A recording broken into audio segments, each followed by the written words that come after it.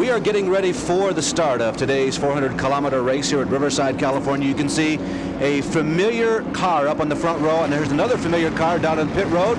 We told you this was going to happen. There is Richard Petty jumping out after the mandatory parade lap, and Joe Ruttman with matching STP Petty blue helmets climbs in. Richard Petty, who is on his way up here to the booth to join with us. The starting lineup for today's race. On the pole with a brand new track record is Terry Labonte. Tim Brewer is the crew chief this week. Starting on the outside of row number 1 is Jeff Bodine. Richard Broom has been assigned the crew chief, and Jeff is another one of the 4 drivers qualifying faster than the old record. Darrell Waltrip, Tim Hammond moves over from Junior Johnson to him. They're third, and on the outside is Ricky Ward, one of the more successful drivers here. Row number 3 in 5th position is Tim Richmond, the man who won a week ago, and on his outside is Morgan Shepard. Larry McReynolds and crew have moved Morgan to the 6th starting spot for today's race. In 7th is Rusty Wallace, the Midwestern driver who's moved to North Carolina, and he is flanked by Dale Earnhardt, the big winner in the early part of this season.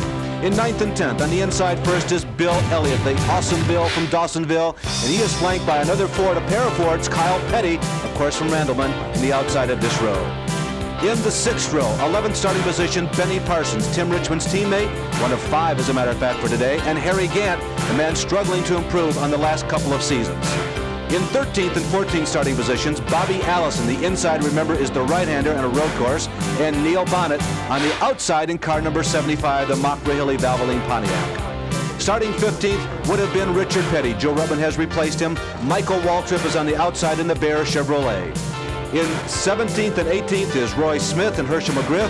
19th and 20th, Ken Schrader, Dave Marcus. Then Sterling Marlin and Bobby Hillen Jr. Phil Parsons and Rick McRae. Alan Kowicki and Brett Bodine. In 27th and 28th, Rick Wilson, Jim Bound. Then Chad Little, John Krebs, Chet Phillip, and Jimmy Means. In 33rd and 34th, George Fulmer, Bill Schmidt, J.D. McDuffie, Harry Goulardi, Jim Fitzgerald, Jim Robinson from out here in the west, Ron Esau, Ruben Garcia, and Dale Jarrett, and we are ready to go for green, and Terry Labonte makes the first big jump to the outside, now the inside of turn number 1 of Jeff Bodine.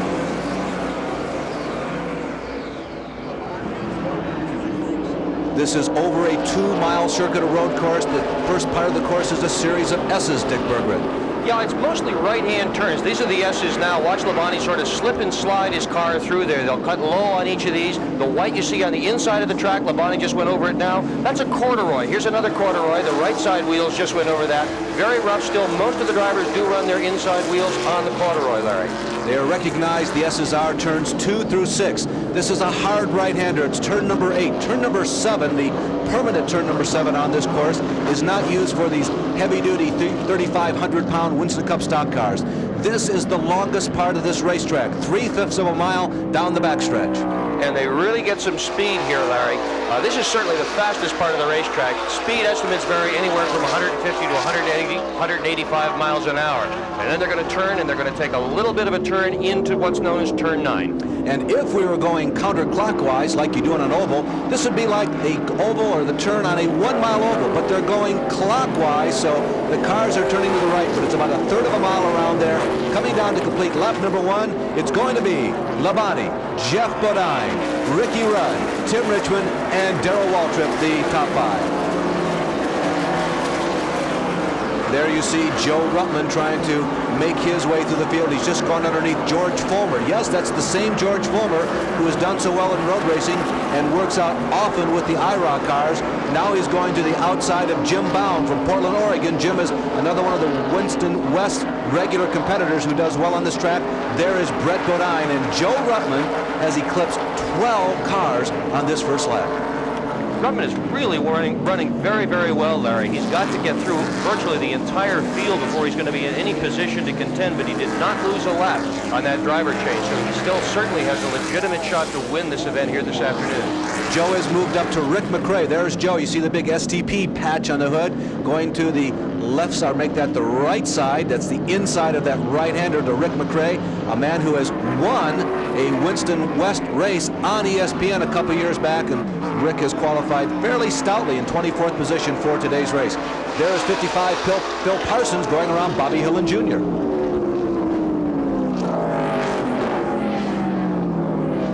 The early stages of this 400-kilometer event at Riverside, California. Terry Labonte, the pole setter, a brand new track record. He was one of 4, as we mentioned, during the starting grid, the rush starting grid. And here are the leaders. Labonte still stays on top.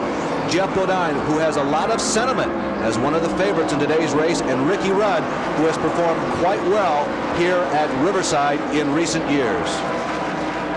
Labonte has yet to win a race in 1987, nor has Jeff Bodine, and both of those drivers thought they were going to have terrific years in 1987. Labonte right now clearly in control. This is not a time to get particularly aggressive or to get a little bit wild with the automobile. Riverside is a very demanding course, a lot of places where you can make a mistake, so they're going to be very careful at this portion of the racetrack to be sure they don't run off course or get into any kind of problem. You saw the graphic. Terry Labonte has yet to win in 1987, and given this man's personal history and the history of his car owner, Junior Johnson, that surprises a lot of people. But Dale Earnhardt, recalled in the early weeks of this season, gobbled up a lot of wins that might have gone to other people. There are a lot of people searching for their first win of 1987. And one of them is Joe Ruttman, and Larry, he has picked up 15 spots in that very first lap.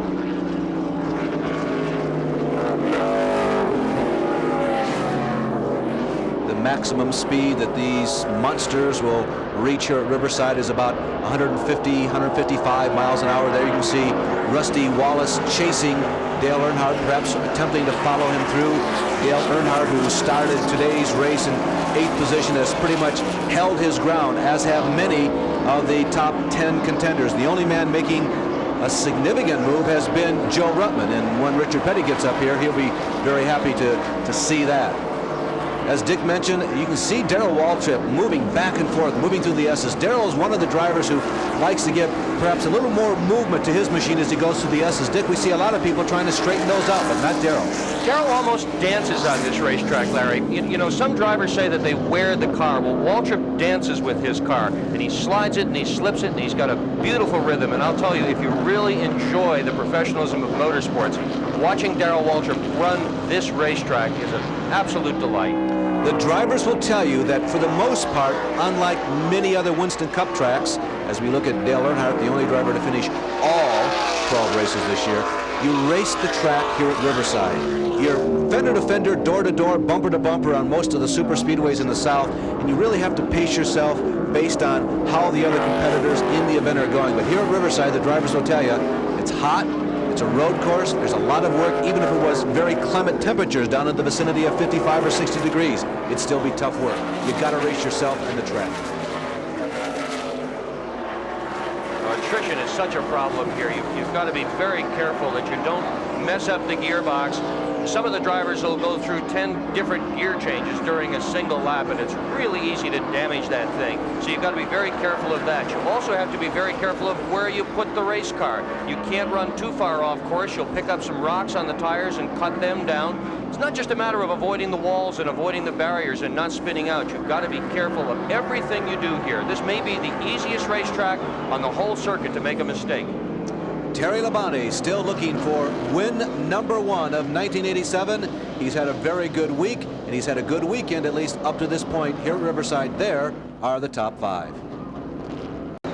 Does running a road course in Winston Cup racing take a special touch?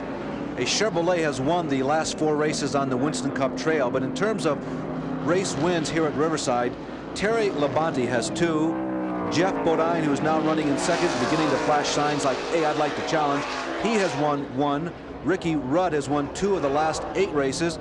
Bobby Allison, surprisingly, has won 6. The win list is relatively small. It takes a special touch to win here at Riverside. These are all new cars at the head of the pack, Larry. Here's a brand new car that Labonte has got that they built specifically and exactly for road course racing. Tim Brewer has put this car together so it's got a very low center of gravity. That's because they have to do so much turning with the automobile. It's a factory car. Bodine's is also a factory car, meaning one of the major chassis builders has constructed it, and they are certainly pleased with the way these cars are running so far today. We will go 95 laps. That's 248.9 miles. It works out to 400 kilometers. Now, in case you're wondering, those of you who follow Winston Cup racing know that everybody attempts to go 100 miles on a load of fuel, and Kyle Petty has pulled into the pits. Kyle Petty, who has an opportunity to celebrate Father's Day in the presence of his father, has come in early. He was running in 12th position. Kyle's had a very good season, one of their better ones in the last 3 or 4 years, and a lot of people felt that with the expertise and the ease with which he qualified, he might be a candidate for a front position. There is George Fulmer trailing lots of smoke. George Fulmer, who's an excellent road racer, brought a Winston Cup car here, made the race, and as we watched George, I also saw going very slowly down the backstretch, Roy Smith, another Winston West driver who has performed quite well, as a matter of fact, in this race. Back up front, Terry Labonte, Jeff Bodine. Labonte has led since the drop of the green flag, and Bodine has stalked him. This is one of Labonte's better tracks. It's also one of Labonte's worst tracks, Larry. He has had a lot of success on this speedway. He also has suffered 2 of his worst crashes on this speedway. Back in 1982 in the Winston Western 500, that's the fall companion race to this event, he really stuffed it into turn 9. He hit the wall virtually square on and broke his leg and cut his face all up, and that was the worst. But a few weeks later, he was on the stage of the Waldorf Astoria Hotel to accept his awards for the Winston Cup season that had just concluded. He got there on crutches. You saw the average speed of the race up to this point is 113 miles per hour. This race figures to go less than 3 hours.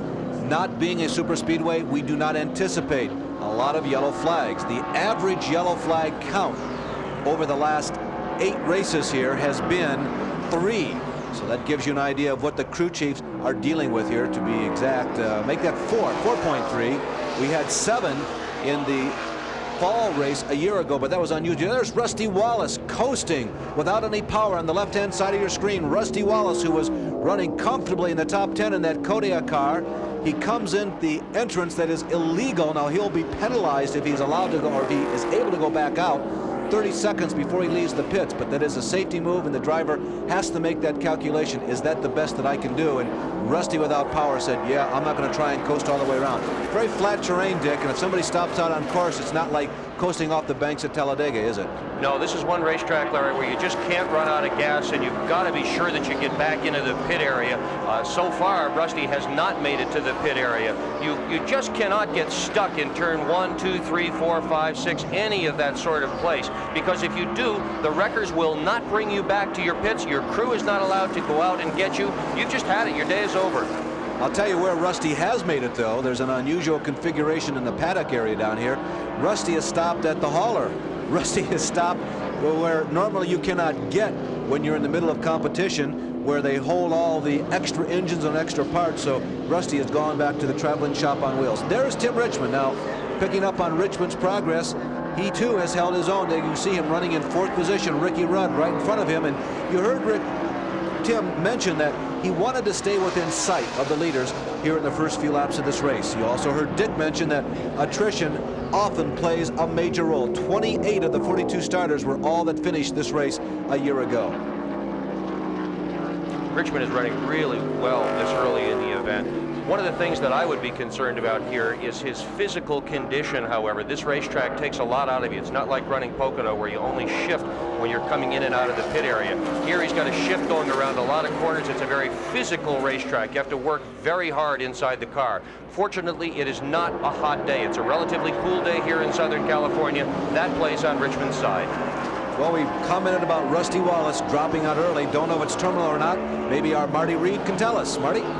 Larry, we can definitely assure you that it does appear to be terminal. Rusty, what happened out there?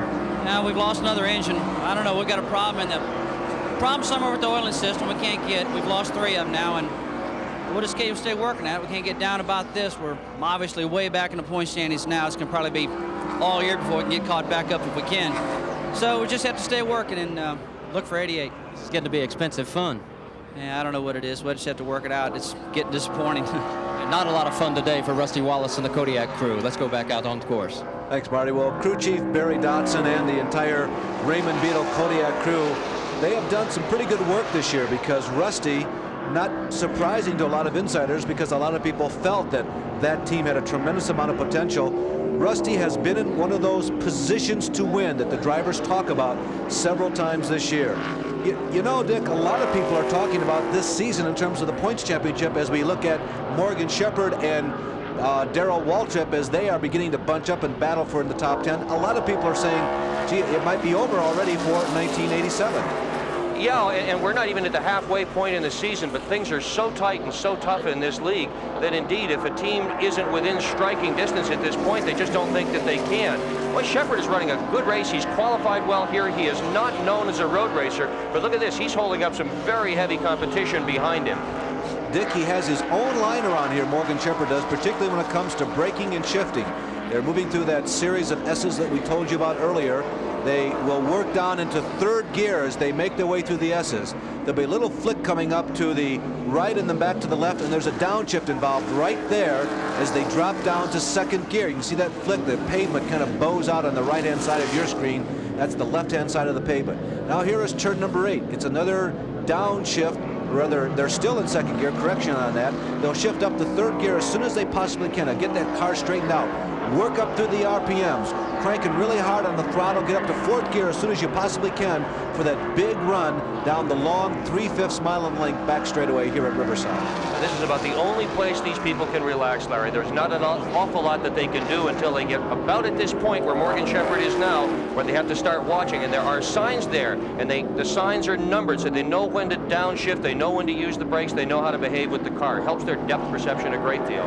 It is so important to take care of the car here at Riverside. The cars get much more work than they do, say, at Talladega or Darlington, or for that matter, even many of the short tracks on the Winston Cup Trail. Terry Labonte, the pole setter, continues to lead, followed by Bodine and Ricky Rudd. Huntsville, Alabama's Jimmy Means has found the S's a little tricky to maneuver here out at Riverside. Jimmy and the Means Racing Pontiac, who qualified into 32nd position here this weekend, has skated off the high-speed S's and raked off what appeared to be the bottom of the front spoiler on that Pontiac, Dick. He sure did. An off-road excursion down there is almost guaranteed to do that, Larry, because when you lose it, if you go toward the right, it's hilly there. There's an embankment. It'll just tear out the bottom of the automobile. Means, however, seems to have it under control at this point. One guy who's not having problems, Joe Ruttman in the 43. Richard Petty's car is up all the way to 20th spot after starting 41st. Dick, let's talk a little bit about aerodynamics. We saw the disruption on Jimmy Means' cars. By the way, the leaders are now moving up to pass the Buddy Arrington machine, but that is Chet Phillip behind the wheel this week. As you know, Chet and Buddy and a couple of other people. And Terry Labonte in a big slide as he goes around turn number 9, but saves it. Gives Bodine a bird's eye view, but Terry never got on the throttle. Back to the aerodynamics story. Aerodynamics are less this year than they ever have, and here at Riverside in the road course, I don't think they mean very much at all, except maybe on the backstretch, a little. A little bit on the backstretch, Larry, and that's important because turn 9, which is at the end of the backstretch, is where an awful lot of the passing gets done. So aerodynamics count here, but they certainly don't count here the way they count at, say, Dover, or they count at Talladega, or other speedways where aerodynamics is much of the ball game. By the way, if you think you're seeing double, you're seeing another Levi Garrett yellow and white car. There it goes, by in front of your screen. Now, that is Jim Fitzgerald, and that is the team car, one of 5 cars that Rick Hendrick has brought to Riverside here this weekend. Jim Fitzgerald, who has won many times in the IMSA ranks and the SCCA ranks, he is Rick Hendrick's instructor at Road Atlanta, and Rick Hendrick has been kind enough to award Fitzgerald with a ride in a Winston Cup car here at Riverside. He is the last car, or was the last car in the lead lap, about 30th position. I sort of wonder who Hendrick is going to listen to on the radio today. He's got so many different cars to keep track of. My best guess is, though, this is the guy he's going to keep an eye on, at least right off the top, Bodine, because Bodine is doing the best of the Rick Hendrick cars so far. Well, speaking about Rick Hendrick, Dick, and speaking about Jim Fitzgerald and the 5 cars, or how many cars Rick Hendrick wants to field, we think that we may be on the top of a breaking story. Now Bodine is going to put the challenges on Terry Labonte. Jeff Bodine made a very good turn number 9. Rick McRae is being lapped. Terry has to, or make that Jeff has to fall back in line behind Terry Labonte, but Jeff Bodine is beginning to suggest to Terry Labonte, boy, you better start hitting those apexes just right, because I'm knocking at your door. He's just going to cruise now for a while, Larry. These are not good places to pass. You don't ordinarily pass in the S's. You don't ordinarily pass in turn 6 or turn 8. You start to set up for a pass coming out of turn 8. You work it through that long back stretch, and then you make it happen in turn 9, and if you can, coming out of 9. Let's see if Bodine can put that together this time around. We mentioned that breaking story. No, it's not just a matter of the shuffling of the crew chiefs. Well, let's find out exactly what the detail. And Darrell Waltrip has slid off course. Neil Bonnet is looking for a place to get by. Bobby Allison scoots by. Darrell Waltrip, Neil Bonnet, and Bobby Allison are the three people in the off-course excursion. They were running solidly in the top 10. Waltrip is the man who gets really the short end of the stick, but he appeared to be the man who was the impetus behind that incident. And it appears as well as if Waltrip has got some fairly serious problems. A lot of smoke coming out from underneath that automobile. That was a brand new car, brand new crew chief for this team. They are looking for some success. Well, Tim Hammond, who was with Darrell Waltrip during the championship years at Junior Johnson, has moved from Junior Johnson just this week to the number 17 car. Now, Waddell Wilson has stayed on, but Waddell becomes the team manager.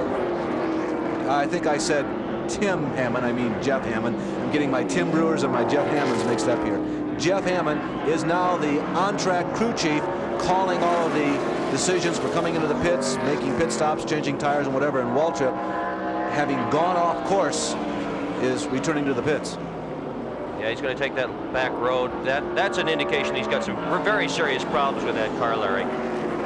The leaders have now worked up toward the 6 car of DK Ulrich, which is being driven by Ron Esau, one of the West Coast drivers. You can see Jeff Hammond, everybody hovering over Darrell Waltrip's car, and Marty Reed is there. Well, guys, there's a little bit of a confusion with Darrell coming in the back door. The crew started running for the trailer, and then all of a sudden they realized he was coming back to pit lane. As you can see, the hood is up. The smoke is pouring out of this thing. There's so many bodies through the camera this angle. We cannot get a good look at exactly what they're working for, but it definitely smells like there's an oil line broken somewhere in there. And it does appear to begin to look like it's going to be a bad news situation for Darrell Waltrip. The car is being pushed back. We'll go back and try and talk to Darrell. Darrell Waltrip has finished in the top 5 in his career 213 times, many of them in that red and white number 11. In 1987, Darrell Waltrip has finished in the top 5 once. It's been a tough move for Darrell Waltrip, no question about it, Larry. He certainly expected a lot more success than he's had this year, but here's a guy that's going to enjoy a great deal of success in the ride Waltrip vacated. Terry Labonte running very, very well today. He has led every lap so far. Bodine content to sort of ride behind him. He's made one serious attempt to lead this event and one only. 38 laps is the 100-mile mark. We have completed 16, or we're not quite halfway there yet. Now, we don't anticipate everybody going to that 100-mile mark because, remember, there were the 2 warm-up laps before the race began. The 200-mile mark in this race is 76 laps, and for those of you who really keep track of what's going on, let's project back from the end of this race. Lap 57 is 100 miles from the end, so keep that figure in mind. And obviously, we're talking about the normal load is 1 load of fuel per 100 miles.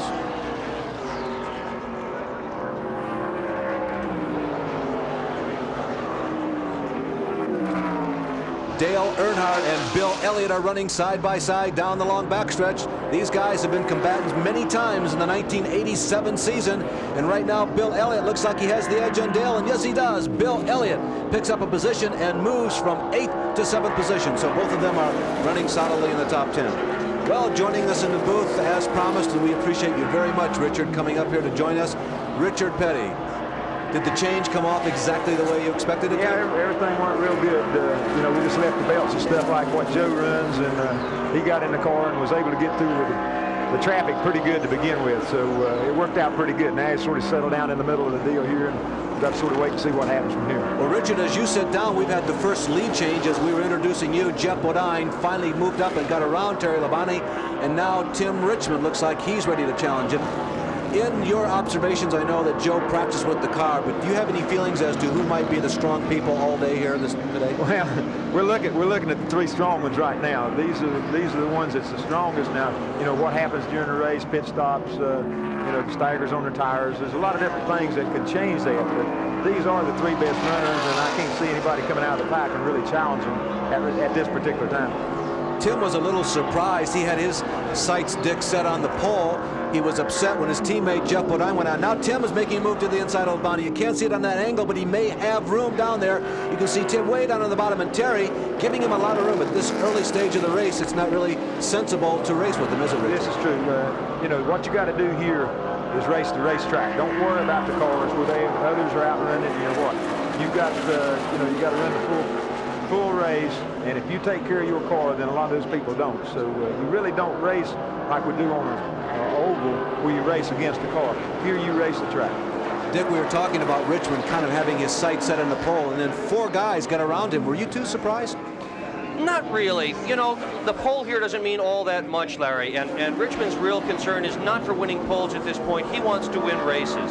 So no, I wasn't terribly surprised. It's also a brand new car. Now, I know that's an orange number 14, and Richard Petty's going to say, that's A.J. Foyt, but he and I both know that's Harry Goulardi, who runs out here on the West Coast.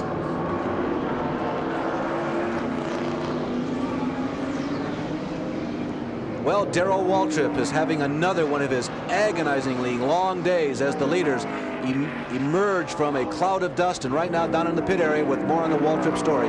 Here's Marty. Well, they are tearing apart the water pump radiator mechanism up front. Darrell Waltrip trying to stay calm and relaxed. This just doesn't have been your season at all. Well, fortunately, or maybe I usually say fortunately it's not over yet, but maybe I should say unfortunately it's not over yet. This is a very uncommon thing to have happen. But uncommon things have been happening lately, so I guess it's just something to be expected. I'm just thankful I didn't wreck the car. I almost was in bad shape up there. Now, you're going to stay in the car because you're going to try and get back out in this. Oh, we'll get back out, and, you know, we'll be 15, 20 laps behind probably. But this is Riverside, and you never know what might happen here. We certainly won't be a factor for winning, but we'll just go back out and get the best finish we can. Another frustrating day for Darrell Waltrip, but the team will not give up. Well, I'm on my way down to pit road, Larry. Richard Petty's a perfectly able person to replace me, so I'll be talking to you from down there. Well, thanks, Dick. And we also would like to say hi to Stevie Waltrip for doctor's orders. And by the way, they are for very good reasons. She is spending this weekend back at home. Hi, Stevie. Darrell's okay. He'll be back. I'd like to say happy Father's Day to my father, Richard Petty, and happy Grandfather's Day from Adam Austin and Montgomery Lake. How about that, Richard Petty? Your own personal Father's Day greetings from your son here live on TV. That's pretty good. And I'm going to say happy Father's Day to him. That's right. He is one, too. That's right. Okay, here are the leaders. It's Jeff Bodine, and Tim Richmond has now moved around Terry Labonte while we were in that last commercial. And Tim Richmond and Jeff Bodine, they race as teammates. Hendrick came here with 5 cars this weekend, Richard, but it doesn't seem to have made that big of a difference. His 2 lead drivers are where they kind of thought they would be up front. Well, it really doesn't make any difference the way he's got his team set up. All these people pretty well operate individually. And, you know, it's not like he's got all 5 teams in one shop. He's got them scattered all around, and he can go check on them from there. So it makes it a lot easier that way. He's the team owner, but they all operate completely individually with each other. I called them his lead drivers. That's not to say that they are the lead drivers everywhere they go, but on a road course, and based on what we saw this week, although Waltrip showed very well, you would have expected these 2 guys to have been among the lead drivers on the Hendrick team. Benny Parsons is still on the team, and we saw Jim Fitzgerald a little earlier. Now, Richmond is really punishing their car. Now we're going to go back. We'll talk about Rich in just a minute. Let's talk about Joe Ruttman. He's been lodged here with Rick Wilson for the last couple of laps. Well, he got through the crowd real good. Got up to probably, I don't know, his 15th, 18th, 20th, somewhere along in there. And he sort of got hung there. He looks like, okay, he's 16th right now. And he's got right in there, and that's about the speed that he's been running. Oh, Joe is off. That's a shortcut. He's okay.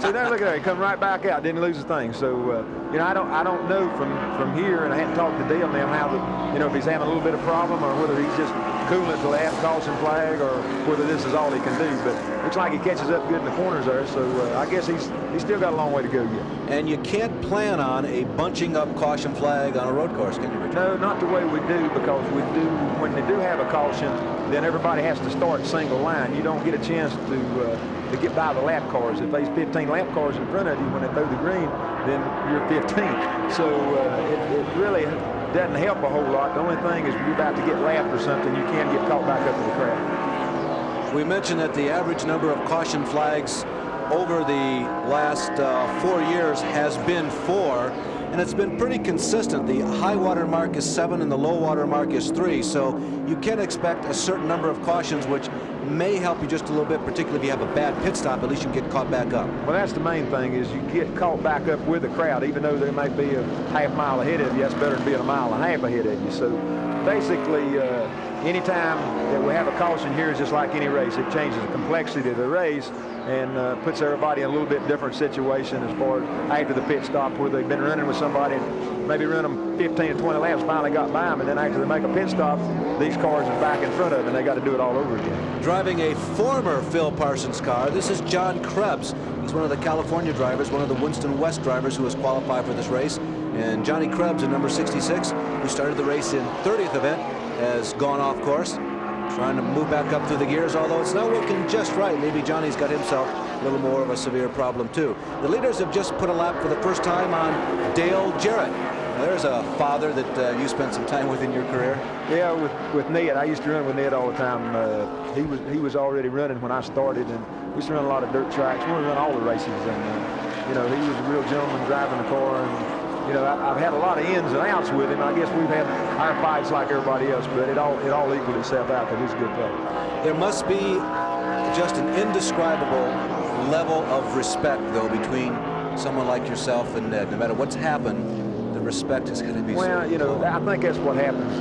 No matter who you get mad at, and no matter who you get to racing with or have trouble with, what you really admire about them or really respect about them is their ability to drive a race car and how they handle a race car, more so than their personality off the racetrack. So you have two really different standards when you're talking about people. One is how good they do on the racetrack, and the other one is how good they handle themselves off the racetrack. Now, I know many of you who follow Winston Cup racing are probably a little frustrated because this is not an oval. You can't easily pan back and show you the first 10 cars. So just to give you an idea of who's running up in the front, let me run down this real quickly for you, for those of you who are regulars.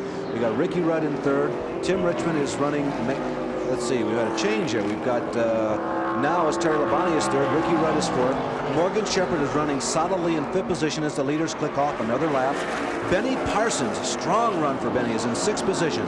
Bill Elliott, you saw him move into seventh around Dale Earnhardt. Running in ninth is Bobby Allison. Bobby is good on this race course. Neil Bonnet, despite being involved in an incident with Darrell Waltrip, is 10th. Michael Waltrip is 11th. And Dave Marcus is running in 12th. Those are the top guys, at least at this juncture here at Riverside. We anticipate pit stops coming up in the next 10 laps here on this road course. There you can see Bill Elliott getting around Benny Parsons, and that's a change in position in the top six. Just told you that Benny was running in sixth. Now it is Bill Elliott and Benny Parsons. Benny is running well out here today, Richard. Benny likes this racetrack. He runs real good. What happened to run this racetrack and really get the best out of your car and stuff, you have to really be smooth race car driver. And Benny is very smooth. You know, you don't see him running off the track that much, and he's got a good line all the way through the race, and you know, he's not really hard on equipment. So this is the kind of racetrack that Benny really does good on. Well, the previous winners here at Riverside are showing the way up to this point, although certainly there are a number of other top contenders who are still in it for the win here. The last 8 winners here at Riverside, there are the leaders. Jeff Bodine have been Darrell Waltrip, Tim Richmond, Terry Labonte, Ricky Rudd, Terry Labonte, Jeff Bodine, Ricky Rudd, and Bill Elliott in 83. Maybe pit stops aren't as critical at Riverside on a road course as they are on a super speedway when you're going around every 40 seconds, but they're still very important, aren't they, Richard? Coming up soon. They're very, very important, and they're getting ready right now to some of the cars is going to start stopping because some of them can't draw but 17, 18 gallons out of the gas tank, because here you sling the car left and right. On a bank track or super speedway, you put the pickup in the right rear, and then it splashes all the gas over there, and then you could get most of it out. But here you get a little bit different. Going through the S's from time to time, the car will cut out. So we don't know really how many miles they get. Some of them will get some real good mileage, and some of them won't get any. So just according to how much they can pick up here. Tanks are 22 gallons. Can you move them around, like maybe move them over to the right side of the car and maybe get a little more out of it? Well, you can more on a super speedway than you can here, because you see as they come through the S's there, the gas goes from the left to the right, back to the left. And if you put the pickup in the middle, then you just catch it as it comes by. So on a super speedway, you go ahead and put it in the right rear, and you pick up most of it. So there's of course I don't know who that is. Ruben Garcia, the number 32 car, that is not, oh, and almost pulling out right in front of Morgan Shepard.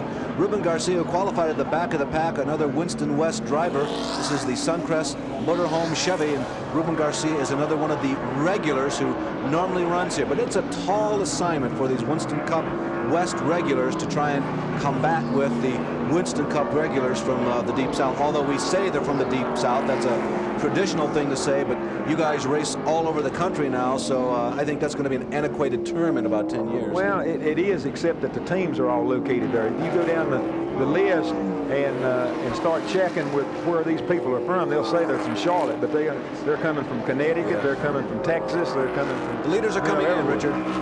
Just as you called it, here comes Bodine and Tim Richmond. Tim Richmond perhaps taking a cue from Jeff Bodine. I'm sort of surprised to see both Hendrick team cars coming in at the same time. There is Terry Labonte, and Marty Reed is there. And we've got the clock on him, guys, and it's going to be tires on the left side at lap 26. The other thing that we want to point out, the reason they're not doing so well on fuel economy is because they got a lot of third gear operation here. Normally they could go down further. So let's go down to Bodine's pit and find out what's going on there. Dick Bergeron. Well, what's going on here is a 4-tire change right now, Marty. Richmond is right behind him. This is some of the tightest pit area in all of Winston Cup racing. There is not 6 inches between these two cars. Bodine looks like he might be the first out. Bodine has stalled the motor. Bodine has stalled it. Several cars are going to beat him out of the pits. Bodine, there he goes. Now he's running. Finally, Richmond behind him. Crew members scurry. This is a very tight, very difficult pit situation we're looking at right now.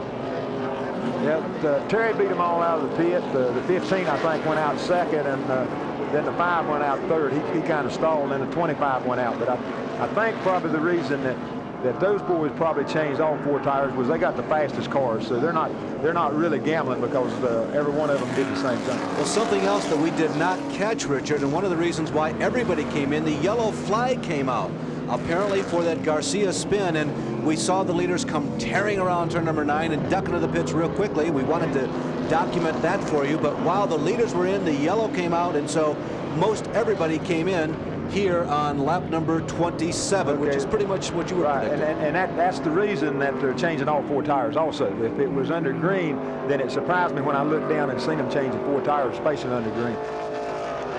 So Terry Labonte reassumes the points, make that the race lead. I'm getting the cart before the horse here, so aren't I? Yeah. Terry, I thought, was one of the people who would be very strong in the points race in 1987, but Dale has been so strong and racked up so many points, he's kind of discouraged a lot of people. Well, the deal with Terry is he's driving for Junior, and Junior's never been noted to come off the beginning of the season and really be that good and that strong. He sort of does a lot of experimenting, I think, at the beginning of the season, and then once he gets set on a deal, then he comes on and gets his stuff done. So they're really gaining on the points now. They've been pretty consistent about finishing.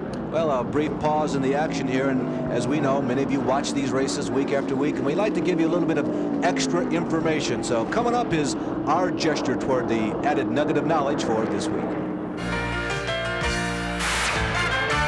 This ESPN Winston Cup Track Fact is brought to you by Robert Bosch Corporation, makers of Bosch Platinum, the ultimate spark plug. The best way to train to race is by actual competition. But a company called Provision has developed a series of eye exercises to help racers off the track. Here, IMSA driver Bruce McGinnis demonstrates one of Provision's exercises as he matches colors to the center mark. This particular exercise helps timing and also peripheral vision. Other Provision exercises also work on concentration and help improve focus. The Provision exercise.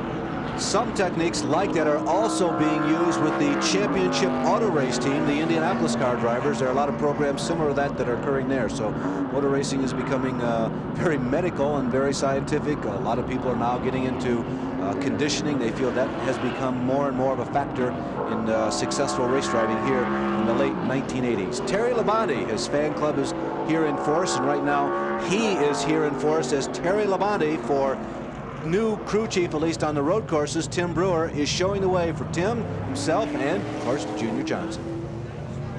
About 1 lap from green, and a lot of these cars do not see any other races on the Winston Cup Trail. Fact is that many teams have brought out brand new cars or almost totally rebuilt cars for the action here at Riverside this weekend, and I think that it has really helped propel a lot of these teams into the top of the qualifying list here.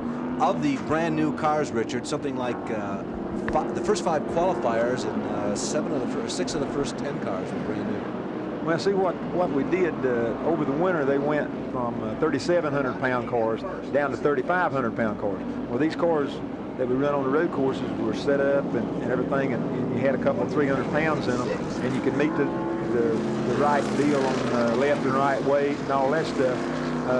But then when they cut down 200 pounds, and some of the cars were too heavy, so a lot of the boys went and built new cars.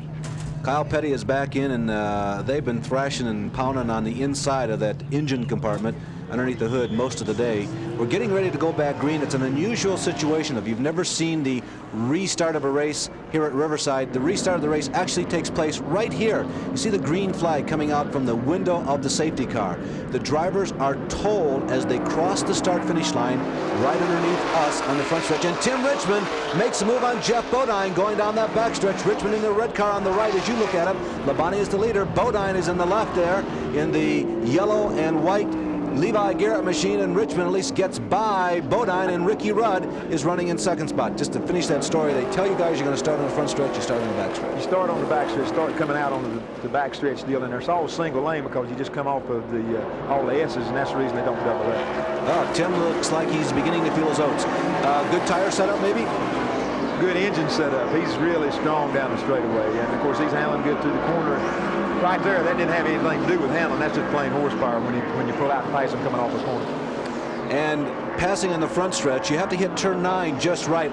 You can do it, particularly if you outbrake somebody going into the first turn, which is actually a dog leg to the left.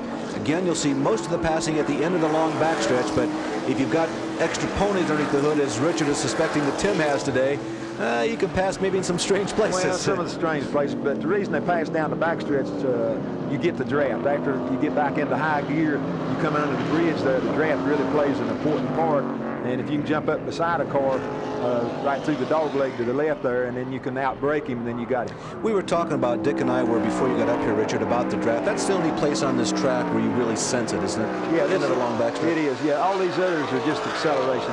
Any racetrack that you run, until you get full acceleration or mostly full acceleration, then the draft doesn't play a part. That's the reason it doesn't play a part on a half-mile track or a three-quarter mile. But then when you come to something like this, which is about a mile down the backstretch or three-quarters of a mile, then the draft really is important. Okay, I'll hit for you one more time how everybody has come out of the pit area after this first round of pit stops. It's Labonte, Richmond, Ricky Rudd, Jeff Bodine, Bill Elliott, then Morgan Shepard, Bobby Allison, Dale Earnhardt, Neil Bonnet, Benny Parsons, Dave Marcus, Phil Parsons, Joe Ruttman, Sterling Marlin, and the number 18 car of Dale Jarrett, who I believe is one lap in arrears. Those were the first 12 or so cars, the guys who got through the pit stops, apparently with no serious problems. Well, see, it was sort of a break for Joe. Joe was caught back in traffic. He's probably not quite a half a lap behind. He's probably a mile behind. And then when they make the pit stops, then he's able to beat him out of the pit and throws him up in the first 8 of 10. So now he can go. If he can go from here. We have seen a lot of Rick Hendrick cars. The 5-star championship team is what's on the side of the number 5 car. There are 5 Rick Hendrick cars here this week, and we told you that we think we may be on top of another major Hendrick story. How about it, Marty? The word we have is that Paul Newman, known for his GTO competition, will be driving a Rick Hendrick automobile at Watkins Glen in the NASCAR event. Coming right to you, Rick Hendrick. What's the story? Well, we've talked about it. Paul has tested in this car that Jim Fitzgerald's driving, and he's open that weekend. And so if nothing happens between now and then, we're planning on it. So it's going to be a Paul Newman show, 5 cars again with Rick Hendrick's team. Yeah, I guess so. We didn't plan it that way, but it seems to be working out that way. So we'll see what we can do. Hopefully all 5 of them can finish. Well, I can tell you, ticket sales just went jumping up at Watkins Glen. Darrell Waltrip is getting ready to come back out. Richard, they've spent a significant amount of time in the pit area, and as Darrell told you, hey, we're coming back out. We want to go racing. Well, the reason they're holding him there, if he comes in what they call the back door here, they hold you 30 seconds. So instead of him going through 9 and spreading water and taking a chance on messing himself and somebody else up, he just comes in, makes a shortcut into the pits, and by doing that, then that's the reason they're holding it. And Big Brother remembers, because that was about 15 minutes ago, but NASCAR chalked it down, and all the drivers knew that was the situation.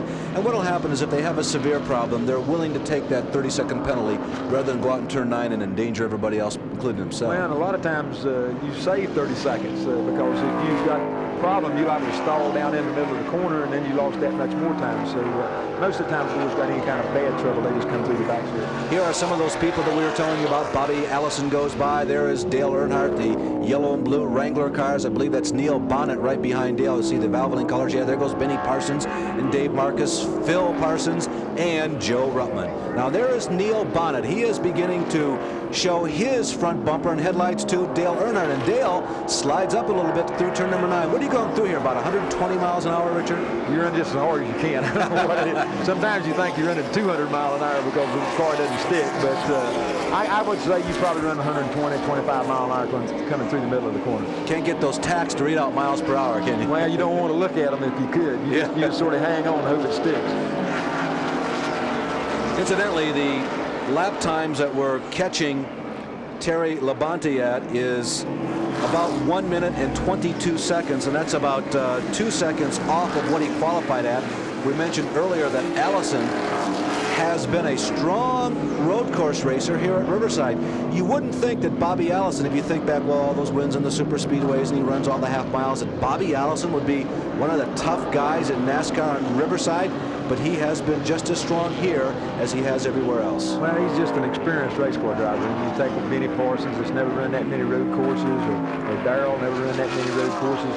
These boys come in, and if they got the ability to drive a race car, then they learn to drive on the road course. Now, some of our younger boys have come in, and they've gone to school for the road courses. I know Kyle and Terry and a bunch of them have been and taken courses to how to learn to drive the road course, and it's really helped them. It put them to the equal of somebody that's got a lot of experience. We've been keeping tabs on the progress of Morgan Shepard last couple of laps, and Morgan continues to run solid. He has never won here. He's only run here, as a matter of fact, a couple of times.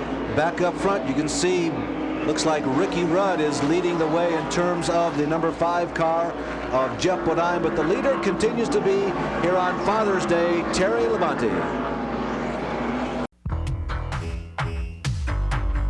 This ESPN Quick Fact is brought to you by Quaker State Motor Oil. New Quaker State with QSX keeps your engine cleaner to last longer. In the old days, when you wanted to change transmissions, it was a complicated mess. You had to take the entire gearbox out and change all 4 gears. But now Jericho Performance Products has come up with what's called the Quick Change Top Loader. And basically, it allows you to help tune the motor to go faster by actually changing individual gears. Say, for example, you don't like second gear. Well, you only change second. You leave first, third, and fourth alone. There's one other feature on this mechanism that really helps the drivers. It's right here in the shift window. It allows drivers the capability of shifting quicker, and some of the drivers have become so good at it, they don't even have to use the clutch. Well, on that long list of race drivers who have had frustrating seasons, list Morgan Shepard. How about it, Dick Berggren? Yeah, and he's got another frustrating problem right here too, Larry. They've got some sort of a problem on the right side of the automobile. He came in, there was a lot of smoke coming out of the engine compartment. The crews tried the left side of the car, the right side of the car. Now they've decided it is the right side. They've got it jacked up. It's a possible oil leak. They are not working on the transmission. It does not appear to be there. We've got several crew members underneath the car right now trying to diagnose and then resolve the problem. Morgan has had a strong week, a really rock-solid qualifying run. He was 6th. What do you think, Richard? Can you tell what they might be working on down there? No, I don't really, by just looking, I don't know where it's the transmission or where they just got a real bad oil leak. You can't really tell from here. Saw the graphic about how many laps that Terry Labonte has led today.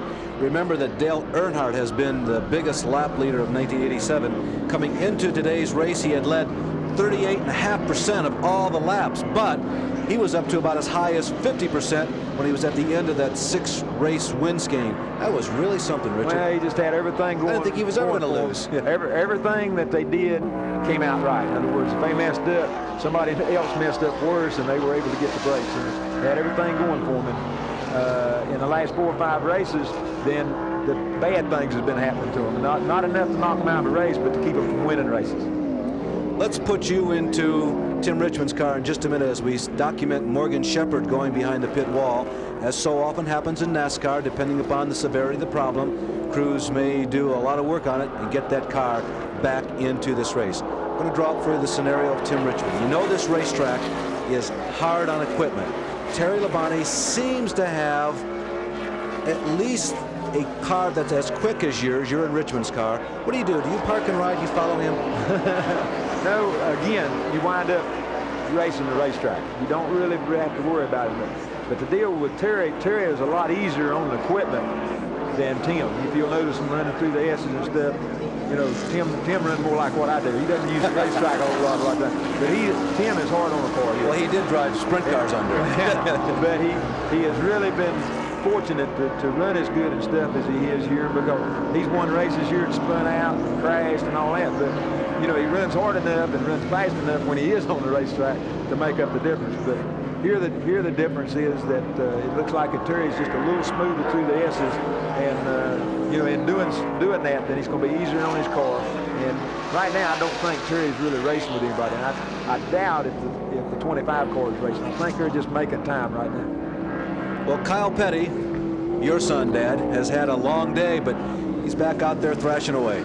Yeah, they just had all kinds of trouble. I don't really know what the trouble is. I guess the thing's just skipping or whatever, but you know, when they come up on him, he gets out of the way and lets them go. So he's just trying to make time. Richard, something you haven't seen, we're going to show to everybody, including you right now, is something that Kyle was involved in last night before that he went home. And it's pretty interesting. I've never seen vehicles quite like this.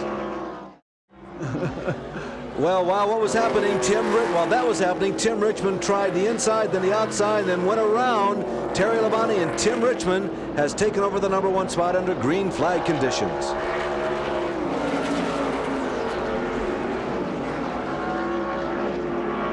Now we'll see how Labonte takes to the challenge of Tim Richmond. If Richmond will wrestle that car through the S's and swish it back and forth, will Labonte go for that almost straight arrow line? You see Terry, whoops, sliding out just a little bit. He's getting a slightly loose conditions. He sets up for turn #2, which is actually the first one in the S's. And Jeff Bodine is right there hiding in the bushes. We're going to go back and take a look at that pass here, Richard. Why don't you analyze this for us? Well, we get into a situation here where he just goes on in the corner and just outbreaks Terry. Again, Terry's still looking after his car, I think. And Tim had a chance. He caught the draft coming down the backstretch and was able to really make a good run at him. And he just decided that this is the time to do it. And he just went on in there and did it. Well, even though this is the desert, we are, maybe 55 miles or so from Los Angeles. So let's call it Hollywood. And we're also privileged to welcome to the ESPN broadcast booth today for the first time, Paul Williams. Paul, very happy to have you here. It's good to be here. Hello, guys. How's everything? How are you doing? And yes, this is the same Paul Williams of music fame who's won Grammys and Academy. Have you won an Academy Award yet? Yeah, I won an Oscar for Evergreen a few years ago. You know? And I've been lost out there by turn 6 a couple times. Paul himself involved in a lot of racing. As we see Bonnet go to the high side of Dale Earnhardt as they go into the high-speed turn #9. Paul, you've been on Riverside. What is the trickiest part in your mind as a driver here? Well, getting your excuses together for when you come back in, you know. Most of these people out here running, I've seen go by me a few times. You know what my favorite thing about this sport is that if there was nobody here to watch it, there'd still be people out here racing. It's just, this is true. It takes 2 cars and 2 opinions, and it's a wonderful thing. Paul, you're obviously very much involved in your career, and you've been most successful in it. Why motor racing? It seems like that you would have a lot to risk, not only economically, but socially and health-wise. Well, there's no telephones in the cars, for one thing. They can't get you back to the piano. I started racing out in the desert, hare and hound and hare scrambles, riding bikes, and I used to get hurt just getting the bike off the truck, so I decided to go with something with 4 wheels. And I've always said that if I could see over the dash, I'd win more often. But it's a fabulous sport, and I'm from the South and then the Midwest, and it's just I was raised on it to the extent that I was raised. Well, let's run down for you quickly again. Again, I'm continuing with these updates because I know that it's a little frustrating. This is not an oval. You can't peer out there and see the top 10. So here are the top 10. It's 25 Richmond, 11 Labonte, 5 Jeff Bodine, 15 Ricky Rudd, #9 car of Bill Elliott, 22 of Bobby Allison, 35 Benny Parsons stays in there. Then Neil Bonnet in 8th. Dale Earnhardt is 9th, and Dave Marcus is running in the 10th position. We still have 21 cars on the lead lap. You're looking at second place, Terry Labonte, putting a lap on West Coast, Rick McRae. Third place, Jeff Bodine. The leader is, as Terry Labonte just dips the right front wheel below the white line going around turn number 9, is Tim Richmond, who won his first race ever here at Richmond a few years back. There is Benny Parsons and Bobby Allison trying to pass at an unusual place. Bobby tried to outbrake Benny going into turn number 9 and almost pulled it off. Well, he almost did, but he didn't. You know, it's just a combination where a lot of times you'll get up the side of the like it and he'll give you a break, and then other times you don't, so you don't never know when it's going to happen. Paul, something as we continue to watch Benny Parsons and Bobby Allison battling in the top 10 that I've always wanted to be able to communicate to people at home. It is so different, one, being in person at a motor race, but second of all, being behind the wheel. It looks so smooth and easy and graceful, but behind the wheel, it's violent. It's incredible. And the better. Now, keep in mind, this is in Williams and Neuber's interpretation. We'll ask Petty this question. It's amazing. It seems like the smoother things get to going, the quicker you go in, the slower they feel. I used to have a wonderful, wonderful lightheadedness when things were going well, and then I get cocky and be going backwards, you know. Richard, how about that? Do you ever feel like it's violent? If there's, say, like at Bristol, for instance, things happen so quickly there. Well, Bristol is the most violent place we run. Watching Kyle and them run them little cars there reminded me of some of the short tracks that we run. But it's just a brutal racetrack. It's really, really hard on the cars, hard on the drivers, and the track is so rough. So, you know, you have a lot of trouble. Now we get a report that Jeff Bodine is slowing down. I had a lot of sentiment from a lot of different people about this man's chances today, and Jeff Bodine is heading for the pit area. Let's watch this one close and see what Bodine does. Now remember, road course here at Riverside. The crew has about a minute or so to do its work. It depends on how slowly Jeff Bodine entered the pits. Marty Reed is there. Well, we've got the clock on him, and we're going to speculation only that it could be a cut-down tire. They are changing rubber on the left side. They're not going to look, checking the tires on the right side, topping off the tanks. This certainly wasn't needed for fuel because he could have gone well, at least 10, 15 more laps. But he's back out in 19 seconds, so it must have been something on the left side. We'll check up and get back to you. Again, we'll remind you, the caution flags here have been pretty dependable. Not that many of them, but that average of 4.3 is a very representative number. We haven't had a race where there was none, and we have not had a race where there were 10. So that might not be a major setback to Jeff Bodine. If we have the unusual occurrence of no more yellow flags, he's in trouble. Well, then he could be in trouble, but you got to figure that everybody's got to make some more stops too. So it's according to how good his stops are, according to what other people are doing. And a lot of times when you come in the middle of a pit stop, you got on new tires, you can make up a lot of time at that particular time. At Riverside, California, watching Tim Richmond lead the race. This is Larry Neuber along with Richard Petty and Paul Williams from the music industry, and we'll be back with much, much more right after this. Who was NASCAR's best road racer in 1987? Tim Richmond has 3 career Riverside wins. Well, one of them took place last year, and in the 3 road courses on the 1986 schedule, Tim Richmond was second, first, and first. Second best was Darrell Waltrip with a first, second, and fourth. And third best was Rusty Wallace, who dropped out of this race early on with a fourth, sixth, and eighth. A little more on that later. Just updating you on the Jeff Bodine situation. Jeff Bodine is running in 15th, and now we're hearing that there is a possibility that Jeff Bodine may have to come in and pit one more time. Paul, I'm curious, in the circles that you are normally associated with out here in the West Coast, is there much talk about Winston Cup racing, and are there a couple of names that surface more often than others? Well, hey, you know, I've done a lot of pictures with Burt Reynolds, so Harry Gant's name comes up a lot. You know, everybody watches the Skull Bandit. And I think that nowadays there's no such place as the sticks. Everybody's into racing, and everybody knows about Winston Cup racing. It's the true American sport, I think. It certainly has come a long ways from the days when Richard was running places like Bowman Gray Stadium and running the dirt tracks. Back to that in a minute. Now more from Marty Reed.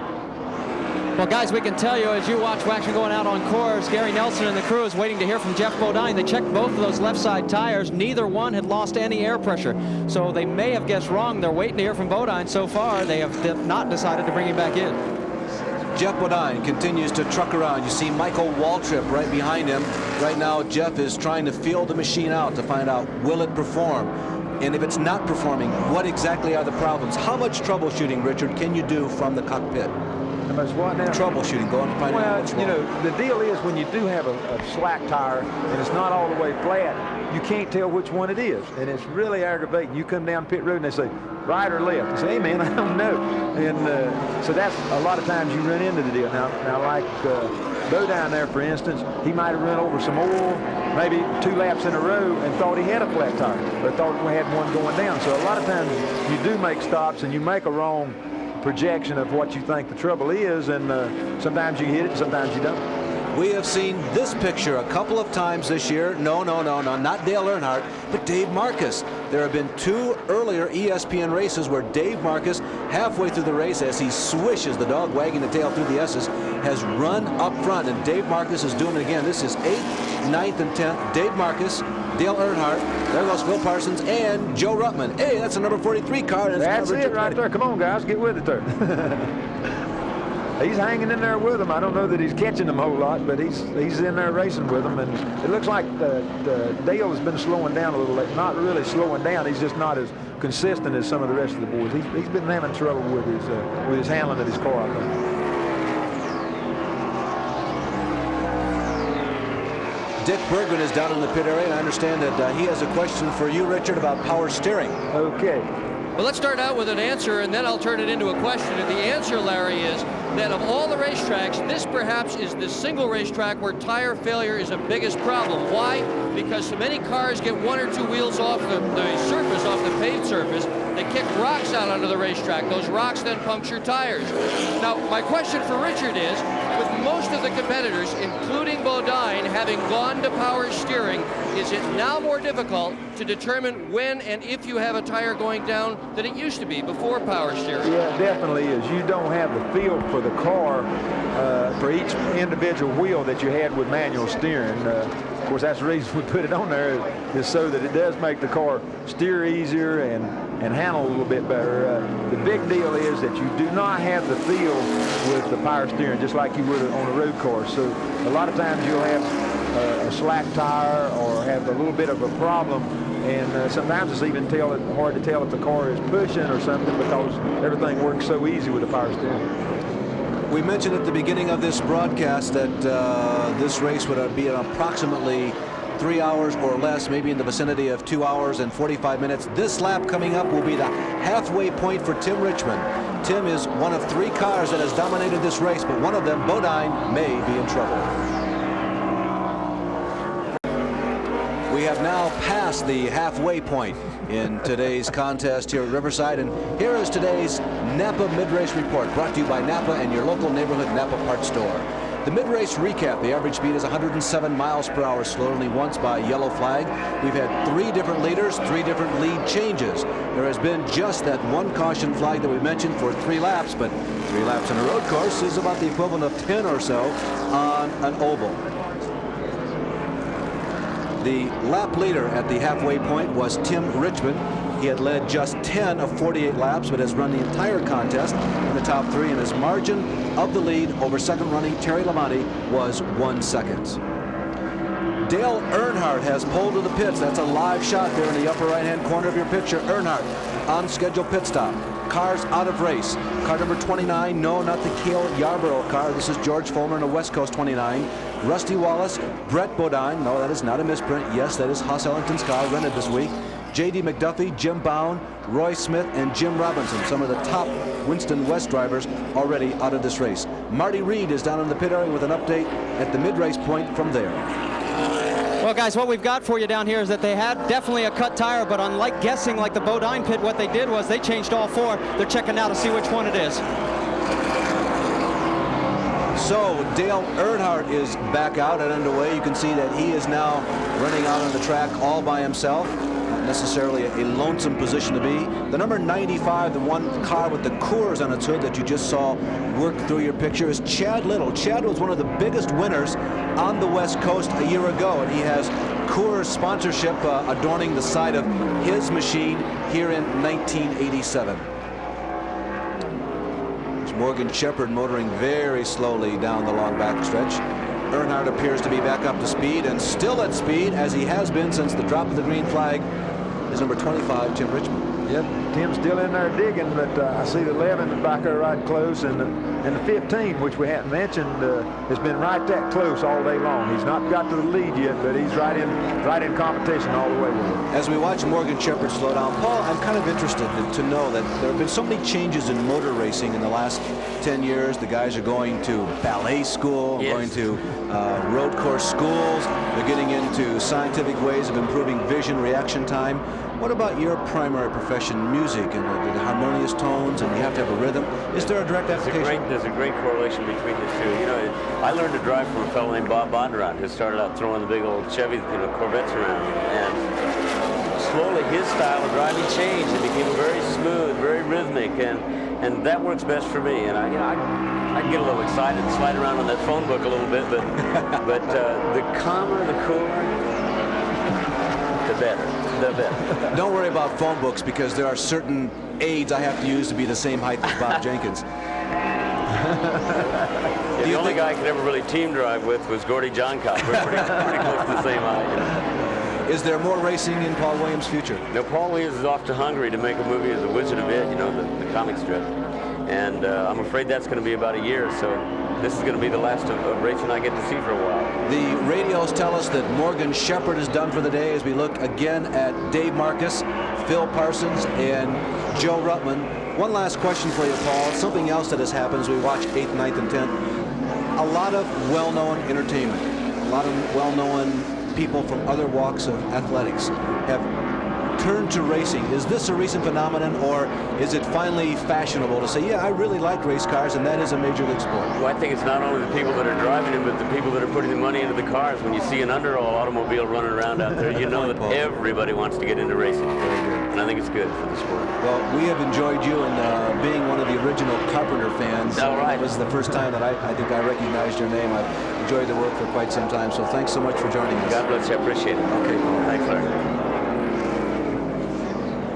Okay, remember, we are past the halfway point. Again, it's Dave Marcus, Phil Parsons, and Joe Ruttman, who is right now just out of the picture, and they are running 8th, 9th, and 10th. Earnhardt was in that group, but Dale Earnhardt had a tire go down. He came in, made a brief stop in the pits, in which they changed all 4 tires. What about Joe Ruttman here, Richard? Is he about where you and Dale would like him to be at this point in the race? No, he's not in front. So but yeah, really, you know, I know he's running as good as he can, and he's running. He's about 5 or 6 people. There's 3 or 4 right in front of this crowd, and they're all running the same speed. They're just, you know, they're just running there. So now it's going to be how we make our pit stops, who gets a good set of tires, or how the circumstances now will change all this around. Not necessarily who's leading or who's running second. But Joe gets through the S's good. He really catches up good. Where he's losing time is he can't get off of 8, and I don't know whether that's that the engine's not working, or he's got a different transmission than what I run, so that might be a little bit different. Turn 8 right there coming up. A little move to the right and then back to the left. Now they're out of turn number 8, and as you pointed out, Richard, there is where Joe is. They pull him a little coming off the corner down there, and you see how much further they got ahead of him, and he went into the corner right on their bumper. So here they are using the draft like I was talking. The time they get to the bridge, they've got running fast enough then to have a little bit of a draft. Phil Parsons, Sport, go ahead. Okay, see, Joe is a pretty good ways behind right now, but he'll come down in this corner and catch a little bit. Time he gets back up into number 2 corner, he'll be right on their bumper again. What draft there is, Phil enjoyed it that lap.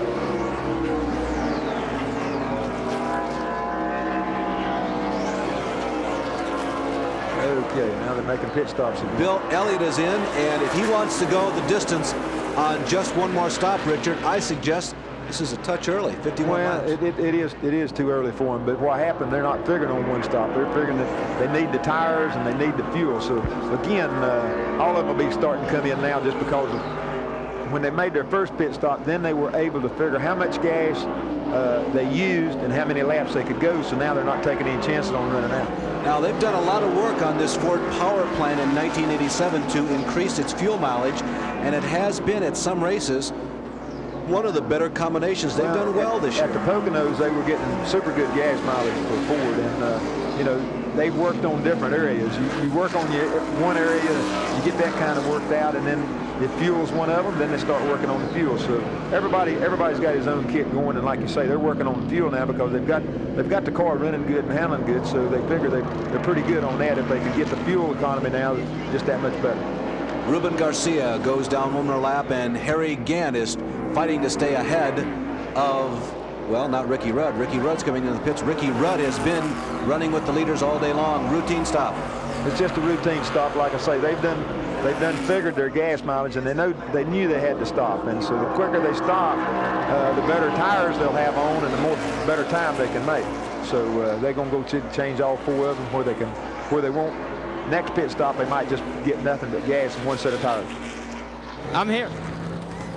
Okay, guys, we can tell you that Ricky Rudd getting 4 tires all the way around. And the other thing we talk about as far as fuel, you know, the one place you don't want to run out here is up in turn 6, because if you don't have gas up there, that's a problem not even roll aids could solve. Let's go back out on course.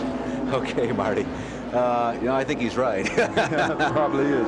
It looks like we're setting up a situation here, though, Richard, where 2 pit stops are not going to do it. Everybody's coming in well inside the 100-mile mark, and as you pointed out, it's not practical to assume that you can go 100 miles on a road course, so everybody's going to have to make that 3rd pit stop. Well, what we're going to wind up here is, according to how far they can go, is maybe just make a pit stop for gas. You know what I mean? And then run the next 4, 5, 6 laps on that. But this track is kind of tough on tires. Like I say, you see a lot of the boys coming in and having them cut down. Here comes Richmond in now.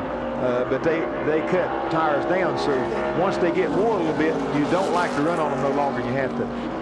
Tim Richmond, lap 55, in the pits of Tim Richmond. So we've got the clock running. Of course, 22 gallons of fuel is going to be going in. This is about when they said they would stop, at lap 55, 56. They are changing the left side rubber for sure. It looks like they're going to leave it go at that, and Tim is back out. 15.3 seconds.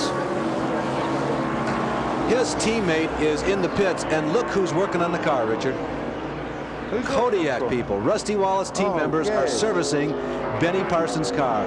Benny told me, Richard, that they were working his crew to death, that they really have been hustling, humping on those guys, trying to field these 5 cars, and the guys were kind of ragged, although they're still out there pumping out, doing their job, as is evidenced by the strong qualifying run by 4 of those cars. That was a good pit stop, too. Yeah. That was a super good pit stop. So Barry Dotson and crew has brought the Kodiak colors over to the Folgers pit. All right. Sterling Marlin is in the Piedmont Oldsmobile, co-sponsored by Underalls, one of the more unusual sponsors that has made its way to Winston Cup Racing in the last couple of seasons. Well, it's also sponsored by Piedmont. They've been in it a long time. Yeah, they have. They really have. There is Terry Labonte, who is running in 2nd place right now behind Tim Richmond. Labonte is working on the number 51 car of Jim Fitzgerald. That is not Jeff Bodine, that's Jim Fitzgerald. And Labonte is there making a stop, and our Dick Berggren is right there. And he's going to watch them take on at least 2 tires, very possibly 4 tires, Larry. They do have 4 ready to do if they decide they want to. Big chassis adjustment inside the car, big adjustment. 2 tires on the left side. Pete now with the jack running around. It's going to be a 4-tire change for Labonte. He just sits there calmly, coolly. The Thai team, meanwhile, picks up a tire that had gotten away from the 11 car a little bit. There goes Labonte at 25.9. Good stop. Looked like they were putting some wedge there in the back, and they're trying to get some more weight shift over the right rear, perhaps. Well, it could be. I don't know which way they was going to go with the car, but just watching him run and stuff, the car looks pretty stable. But he's a smooth driver. He just drives it at that particular speed. Where the Richmond, if the car's sideways or something, he just goes ahead and drives it. Terry Labonte running in 2nd spot behind that man who's in 2nd on your screen right now, that being Tim Richmond. 3rd is Ricky Rudd. 4th, Bill Elliott. And 5th, Benny Parsons.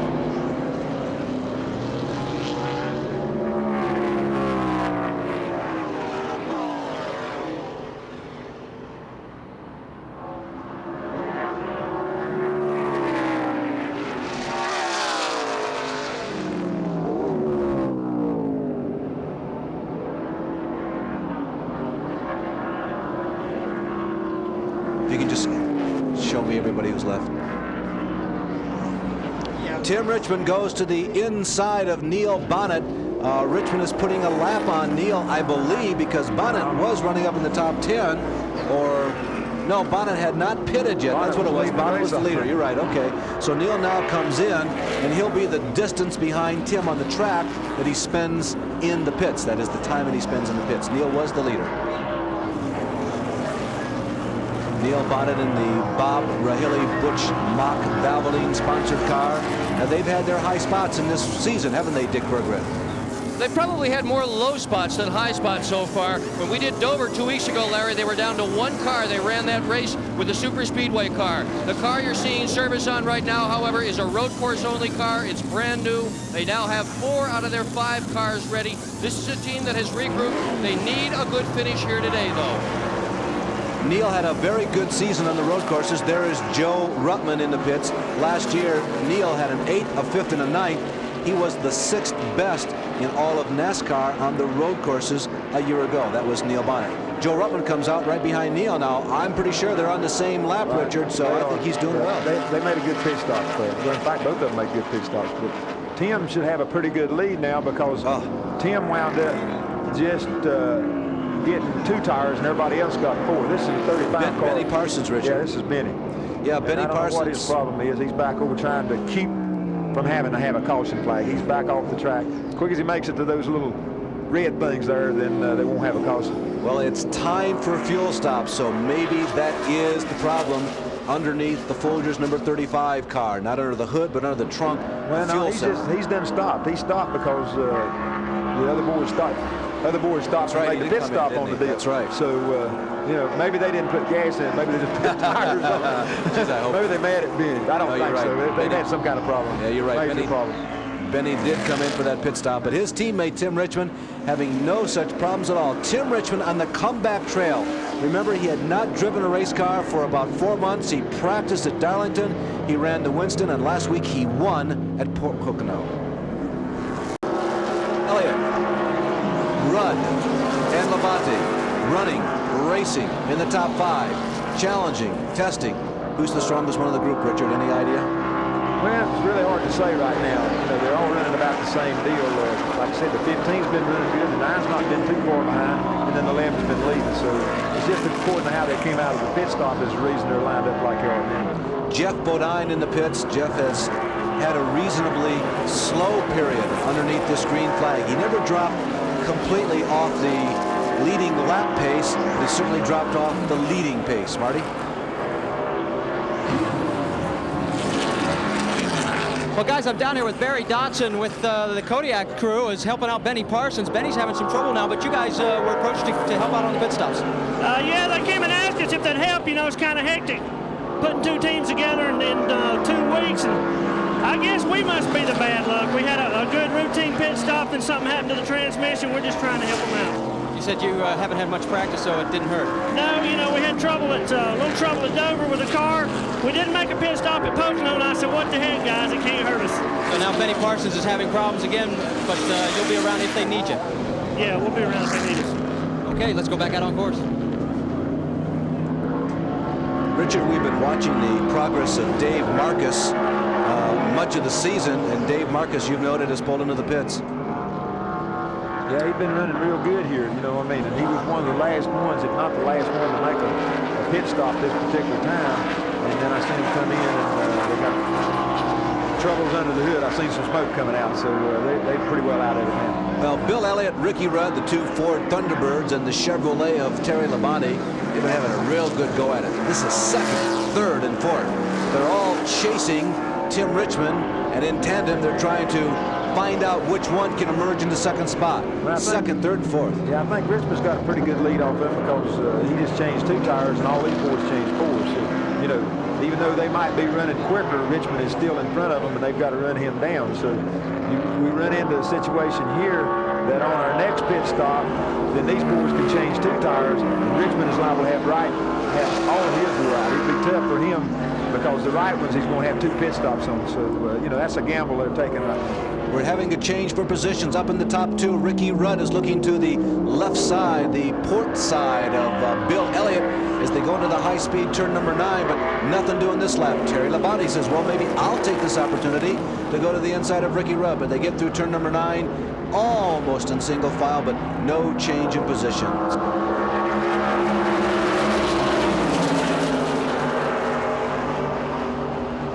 some of the other cars that remain out on course.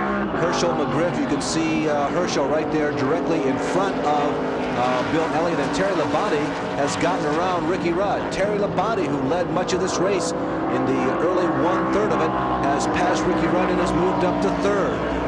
Now, Dick Bergman is right now down in the pit area with a man who knows Paul Williams quite well because of parallel professions. He sure does, and with Hal Needham. Hal is certainly the most active of all the Hollywood personalities in automobile racing as the owner of Harry Gant's car. And he's also the spotter for the team. You stand up on the truck. What do you tell Harry from up there? Well, just if there's a wreck somewhere, or tell him when the caution's out, because here he never knows what's going on. So I just try to keep him apprised of where the wrecks are, whether it's high and low, whether he should come in and pit. And a lot of times when he's up on the other end, he can't hear Travis Carter in the pits. Since I'm on top of the truck, I have a little, like a line of sight to him, so sometimes I just interpret. From your line of sight, how does the race look so far to you? Well, for us, it looks good, just the fact that we're running. We've had such bad luck, just to be running is good for us. Richmond looks real strong out there. I'd say unless he blows up, I'd say Richmond's got to watch. That's Hal Needham. He's one of the biggest supporters of this sport. As we continue to watch Harry Gant going around the outside of Rick Wilson, Terry Labonte in car number 11 has full-backed through Ricky Rudd and Bill Elliott. Terry Labonte is now number 2. Here comes Harry Gant coming out of turn number 8, swishing to the left off of that very important turn and down the longest straightaway. Remember, it's 3/5 of a mile here at Riverside. The Skull Bandit is loose.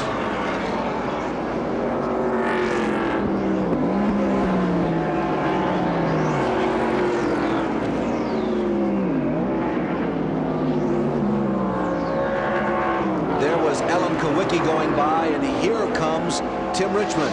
Tim Richmond, the leader. The lead must be up in the vicinity of about 10 seconds now. Yeah, it's somewhere about like that, because the other boys are busy racing with each other. A lot of times when you get to racing, then that slows you down also. So Richmond's got the full track all by himself. He can run the racetrack without having to race anybody. So, you know, we'll just have to see where they go from here. You saw 14 cars on the lead lap. They are the 4 we've been mentioning. Then Phil Parsons, Bobby Allison, the number 3 car of Dale Earnhardt, Neil Bonnet, Joe Ruttman, and the number 44 car of Sterling Marlin. Well, many of the 4 drivers individually have won races so far in 1987, although Chevrolet has won 5 of the last 7, mostly on the strength of that amazing Dale Earnhardt streak, although there's also a Tim Richmond win in there. Richard?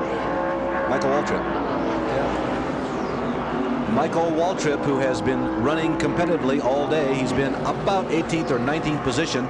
Qualified soundly for this event here today.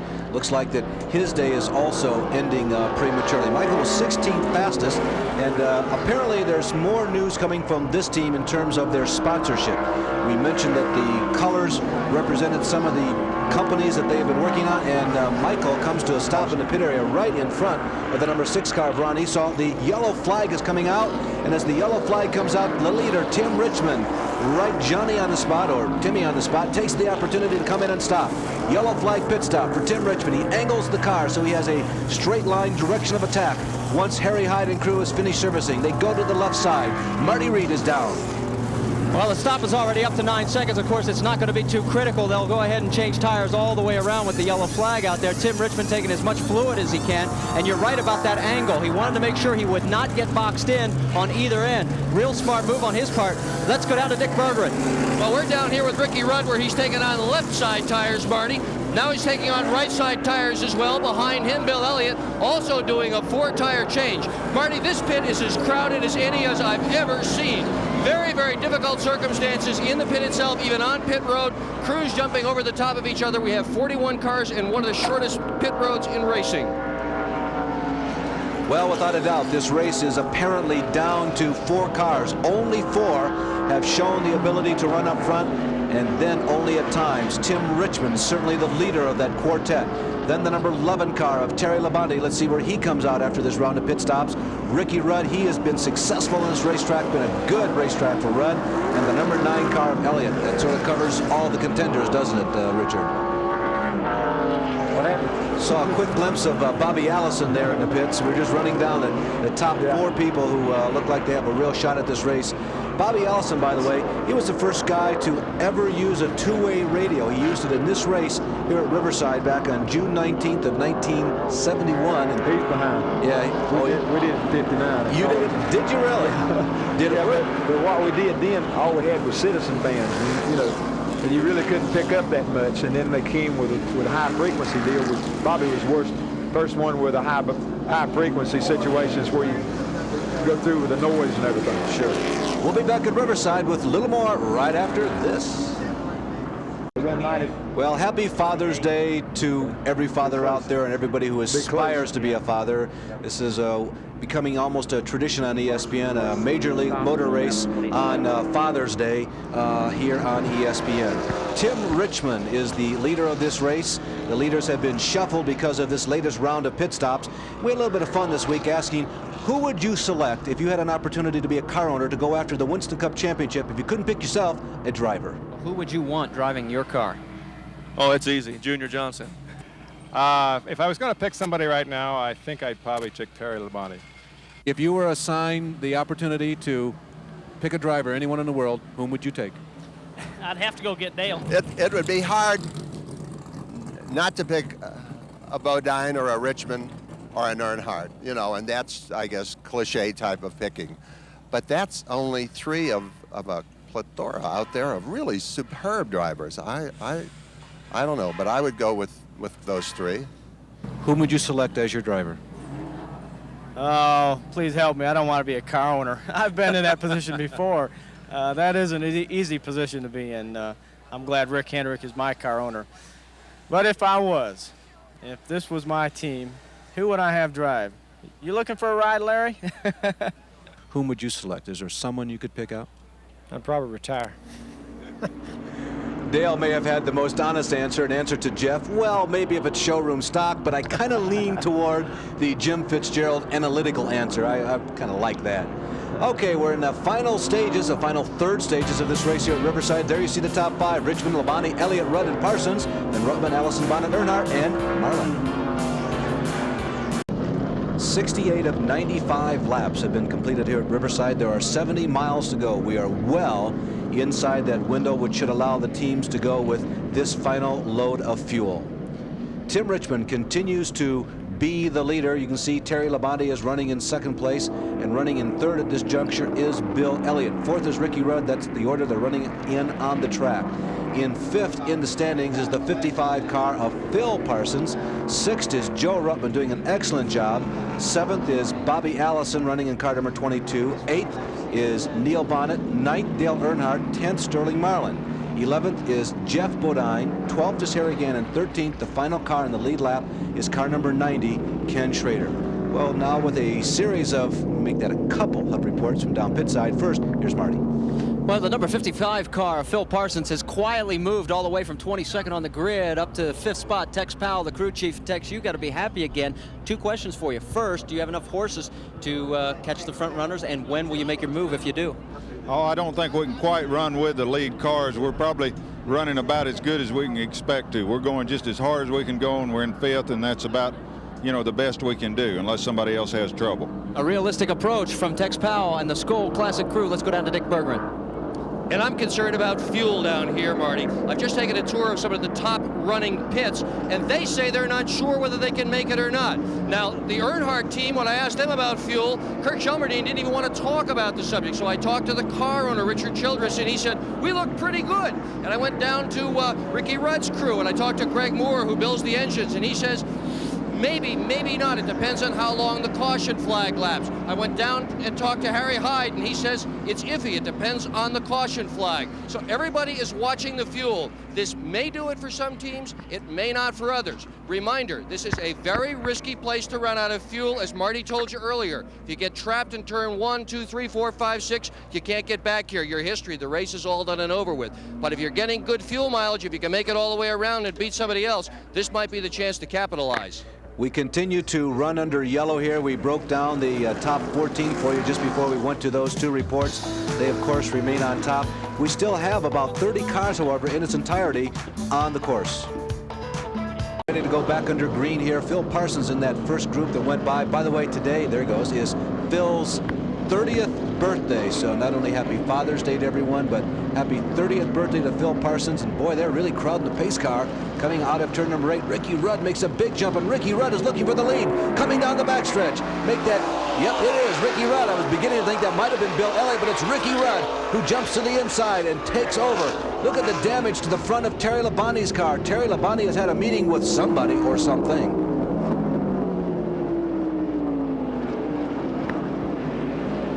We are working on lap number 68. Make that lap number 71. We're under yellow there for about 3 laps, and the new leader is Ricky Rudd. Remember, Rudd, this may not be a flash in the pan. He has been strong here at Riverside. Richmond has been strong at Riverside. He won a week ago at Pocono, Pennsylvania, after that 6-month layoff from driving. It was perhaps the most emotional win in this driver's career. He has run super modifieds, sprint cars. He won the first rear engine race that he ever ran, a Super V at the Phoenix International Raceway. Tim Richmond was the biggest winner on the Winston Cup NASCAR Trail a year ago, and so far in 1987, he has the best batting average. He's 1 for 1, and he's in it. Still 3-2 here at Riverside. I don't know what Labonte got, Richard, but he sure popped something, didn't he? Yeah, I don't know. He must on the restart. Somebody didn't go, and he was ready for him to go. He must have did it at that particular time because I hadn't noticed it up to that time. So that's probably what happened. You guys get off the confusion. You come out onto the backstretch, and it's about cars go about 5 or 6 abreast. You know, they just go out every which way. So sometimes somebody's over-jump somebody, and then you get into trouble like that. Well, the lead 4 cars remain the same as they have all day long. Every once in a while, you'll see Bill Elliott creep into this picture. He is 4th on the track and 4th in the race. Running 5th on the track, by the way, right now is the highest-ranked Winston West driver, Chad Little. Chad, as we told you earlier, was a big winner out here a year ago, and this is a race within a race. The Winston Cup Winston West regulars are being ranked according to their finish within their own division out here. And so Chad Little right now stands the opportunity to perhaps win this race in terms of the Winston West regulars. Well, they run pretty good, really. You've got to consider that they just run this kind of racing a couple times a year. And they come out and compete with the boys that do it day in and day out. And they do a very credible job. Again, I want to say something, Richard, about how easy and almost great. And we've got a big spin there in the S's. Harry Gannams was off. Rick Wilson was off, but everybody seems to be, Harry once again takes to the grass. Maybe Harry's got himself some problems with the suspension or the undercarriage of the car. But Harry Gannams is down in the real serious markers. Well, he's done missed something engine-wise or transmission-wise or brake-wise somewhere. Harry was running in 10th position, sandwiched right between Sterling Marlin, having a good run out there today, and Ken Schrader. Kenny Schrader is driving a car that's not even a road course car. He told me they had to take like 200 pounds of ballast to move it around to the left-hand side of the car, which made the car heavier than the rules allow just to get the right balance for the road course here at Riverside.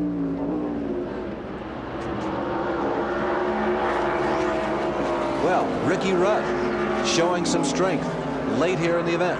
13 cars in the lead lap. Richmond has been the most dominant car when he was leading. He had the biggest lead. Labonte has led a great deal of laps, and Bill Elliott has always been in it.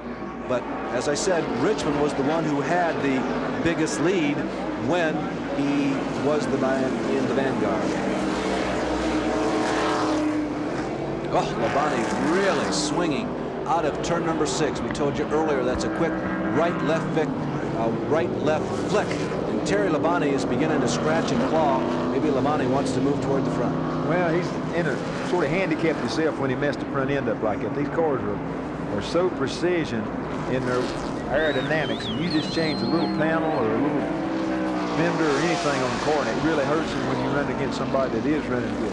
There's the 33 about halfway down the back stretch there. Now, whether he's going to make it back down all the way or whether they have to have a caution, we don't know yet. Well, back and taking a closer inspection at the Terry Labonte nose, as we've been commenting the last couple of laps, he definitely has had a heated discussion with somebody. Marty Reed is down in the pits with this update. Well, guys, we talked to Tim Brewer, crew chief for Terry Labonte, and you're right, they did have contact on the restart. They will not bring him in unless he complains about the car's handling or if the car starts to overheat. So far, no bad reports from inside the Labonte cockpit. You saw that rapid moving around, maneuvering when the restart came out. Ricky Rudd used that opportunity to get around Tim Richmond, and so far Richmond has not been able to get Rudd back. Harry Gant coasting quietly, an all too familiar scene in 1987 for the Skull Bandit crew. Back up front. Now these boys are pretty well running just about all they can do now. They got down to the situation now where there's, what, 20, 25 laps to go. You better go racing right now. And that's really what they're doing right now. They're getting just about all they can get out of those cars at this particular time. It takes about a minute 20, minute 25, somewhere in that range to get around here. Once you get down within 20 minutes, you can see the race is a half hour from being over. But unlike a super speedway, there's a half hour to go in the race. That means you've got a half hour of opportunities. On a road course, you might be able to cut that. And Tim Richmond may have the line on Ricky Rudd. They go into turn number 9. Rudd and Richmond both dirt tracking the number 9. Richmond has the line. Rudd is trying to hold on the outside. If he can hold on there till they get to turn number 1, he'll be on the inside. Ricky Rudd sticks. A left-hander coming up. Can Rudd hold on? Richmond goes high. Ricky Rudd fends him off. Really what happened there, you get into a situation that... and now Richmond gets by. Rudd just couldn't hold him back. They can't hold him back because when you wind up, you watch that the same way down the backstretch and the same way there. The 25 is a stronger running car. He's got to go where he needs to go. And, you know, with just watching him run and stuff, Ricky gets through the S is good, and he runs pretty good everywhere else. But when the 25 gets ready to go, he just goes on. That's what he did there. Richard, I'll tell you, last week when Tim Richmond won, I thought that was a gigantic story. This is as tall as Mount Kilimanjaro. That's a big story for Tim Richmond to come back. And should he win the first 2 races coming back? Yeah, it really is. I tell you where it comes to be the credit is the credit to the boys that's working on the car. You know, because any of those 3 or 4 drivers right there, or maybe 8 or 10 others, could do just what Richmond is doing. The deal is the car works good, the car's running fast, and Richmond's doing a decent job in it. So he's really looking good right now. At the beginning of the show, we asked the question, can Tim Richmond pick up where he left off a year ago? At this juncture in this race, the answer is a resounding yes. Tim Richmond is back. He's back in a big way, and with 20 laps to go, he looks like the odds-on favorite for this checker.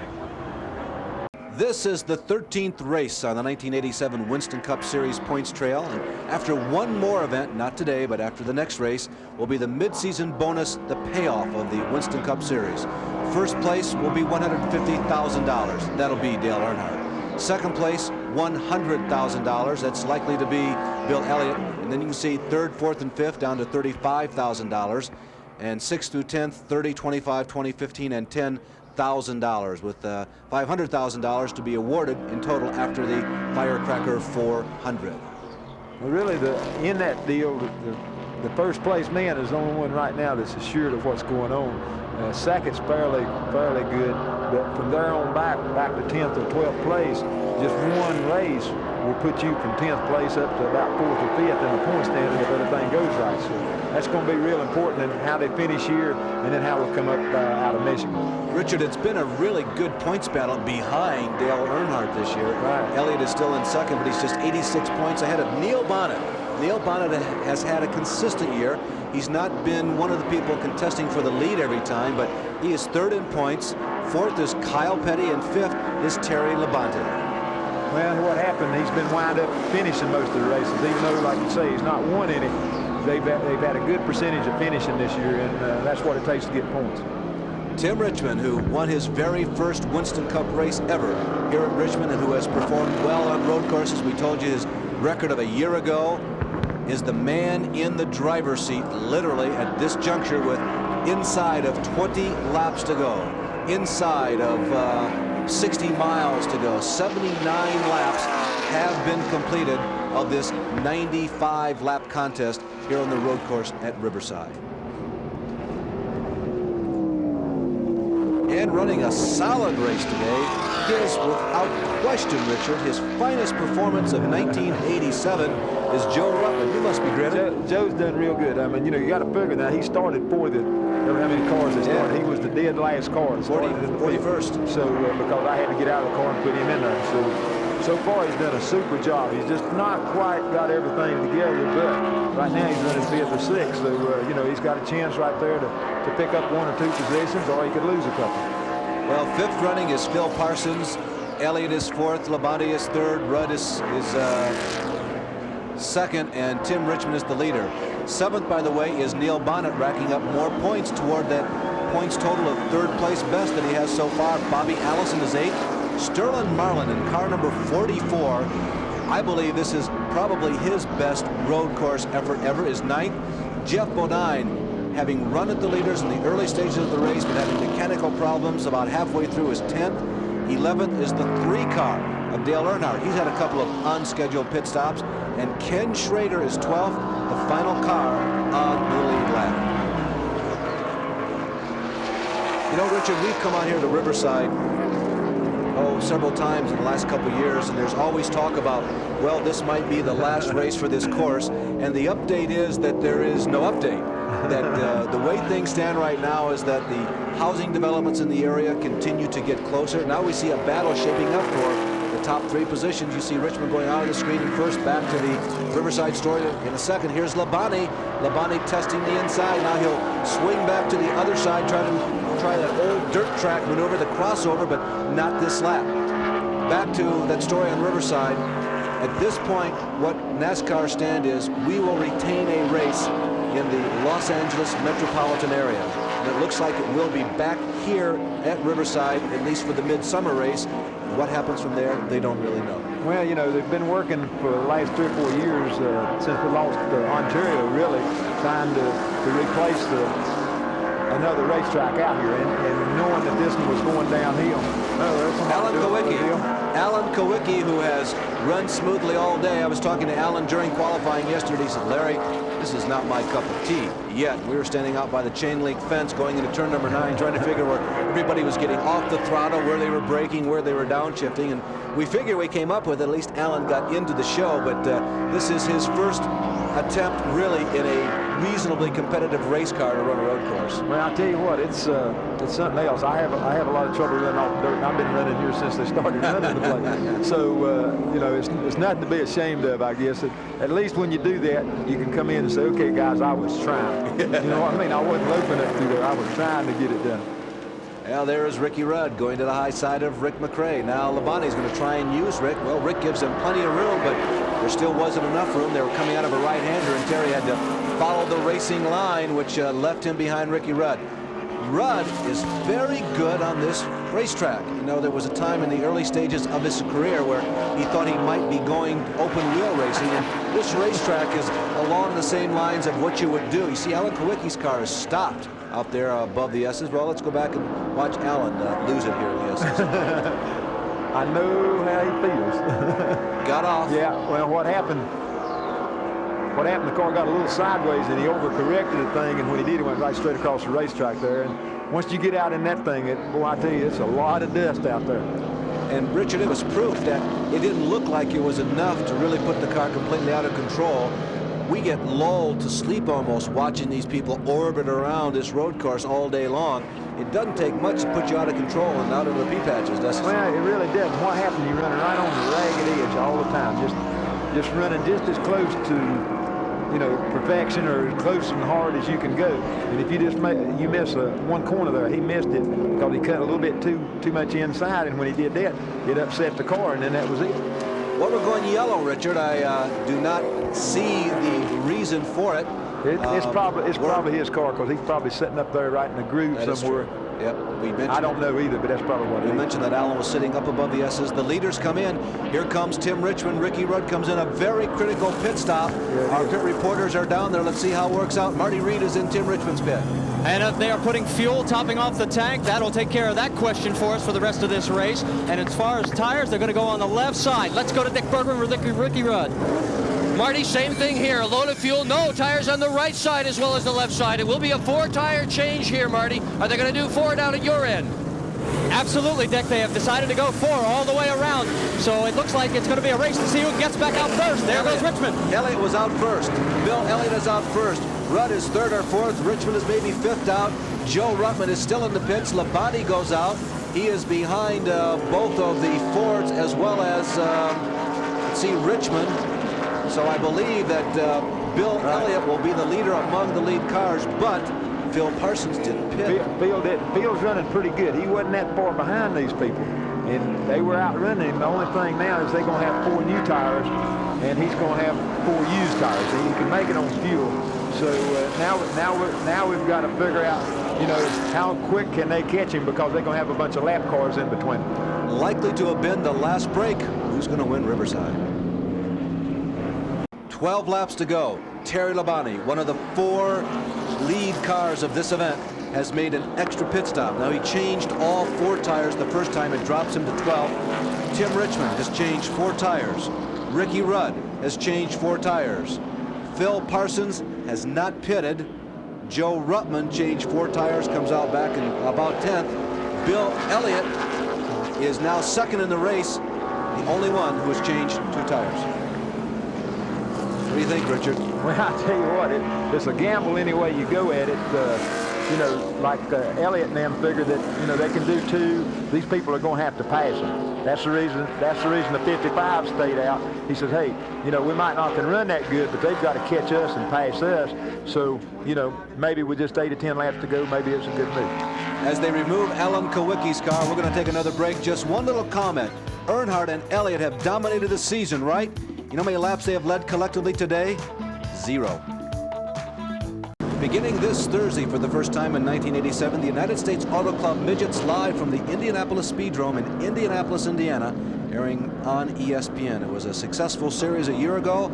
Great response from all of you out there in TV land as we go back to green, and we're returning to the Speedrome this Thursday.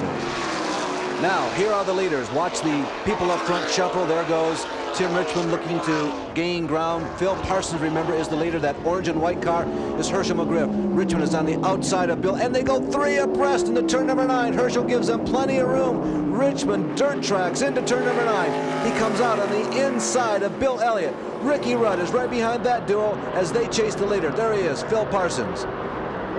Running in 5th is Joe Ruttman. 6th is the number 75 car of Neil Bonnet, and here comes Tim Richmond. Richmond goes to the left side of Bill Elliott and moves into 2nd. 7th is the 5 car of Jeff Bodine. 8th is Bobby Allison. 9th is Dale Earnhardt. 10th, Ken Schrader. 11th, Sterling Marlin. And 12th, after an extra pit stop, is Terry Labonte. 10 laps to go. See, there is a prime example of what I was talking about, just playing this car running fast. He didn't outmaneuver anybody, he just pulls out and goes on by him and runs. See, there he comes there. Herschel McGriff almost spinning out Riley in front of Joe. That ain't helping me none. Joe has got a competitive fifth on there. Richmond just, you know, when they got through the end of the S's there, he caught the 55 because the 55 didn't have on new tires. Tires make such a big difference, and when you have the opportunity to stop and get fresh ones late in the race, boy, that's what will win or lose the race. Yeah, you get into a gambling situation now.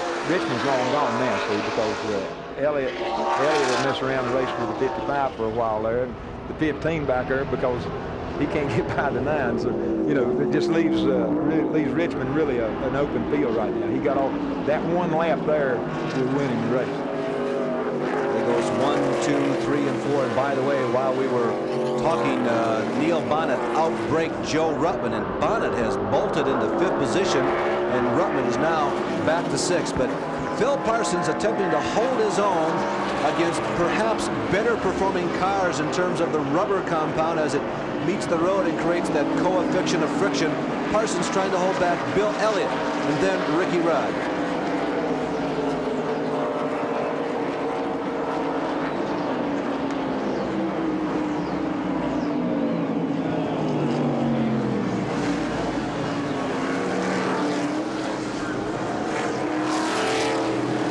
Tim Richmond, who has emerged as the dominant car in this race. He followed Jeff Bodine for some stages of this event.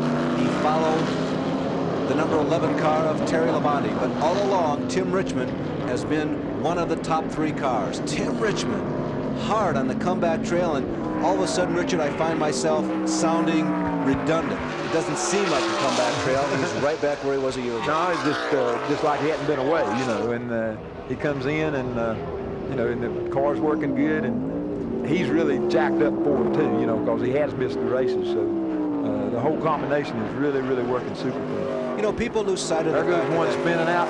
Wow. Bodine is meeting with the concrete in turn number 9. It was not a hard contact, but Jeff Bodine was racing in the top 10, and the caution flag is going to come out. Now, the big question is, as we look at Jeff Bodine's spun car, is whether or not Phil Parsons will say, well, the gamble for the win didn't work, so Jeff Bodine dismounting. I'll come in and change tires, and maybe I can be competitive. No, I don't think so, because he's still 3rd or 4th. Second, I guess he is, isn't he? Yeah. So, you know what I mean? So he'd be no need of him really coming in. He's still going to have to take a chance. If he took it to begin with, then he's going to have to stay out there and live with what his decisions are. Remember at the beginning of the show when we told you there's an average of 4.3 caution flags here at Riverside? Well, we're in the final stages. This was caution flag number, you guessed it, 4.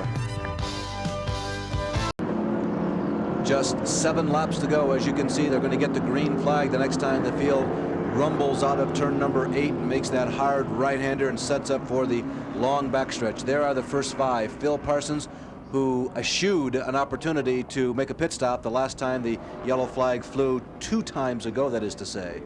We know that this is sunny California, and there are a lot of convertibles out here. And believe it or not, convertibles used to be a part of the Major League racing scene.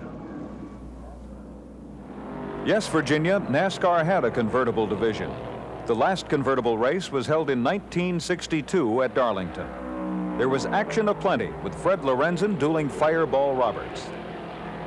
They called them rag tops and zipper tops, as one could easily look into the cars. For trivia buffs, Lorenzen was the driver who won the last convertible race. I need to tell that guy my name's not Virginia. Green flag coming up, and just about 6 laps to go. Green flag is out. Richmond streaks off. Phil Parsons in pursuit. Then there's Elliott. Rudd. And Labonte is back there somewhere. He's not caught up with the leading quartet yet. You can see the STP orange and petty blue of Joe Ruttman. He runs in the top 6. And there is Neil Bonnet. And Neil Bonnet may be feeling pretty racy. Neil Bonnet looks to the inside of Ricky Rudd as they come around the 1/3 mile in length turn number 9 here at the 9-turn Riverside course. We only use 8 of the turns. Let's stop the race.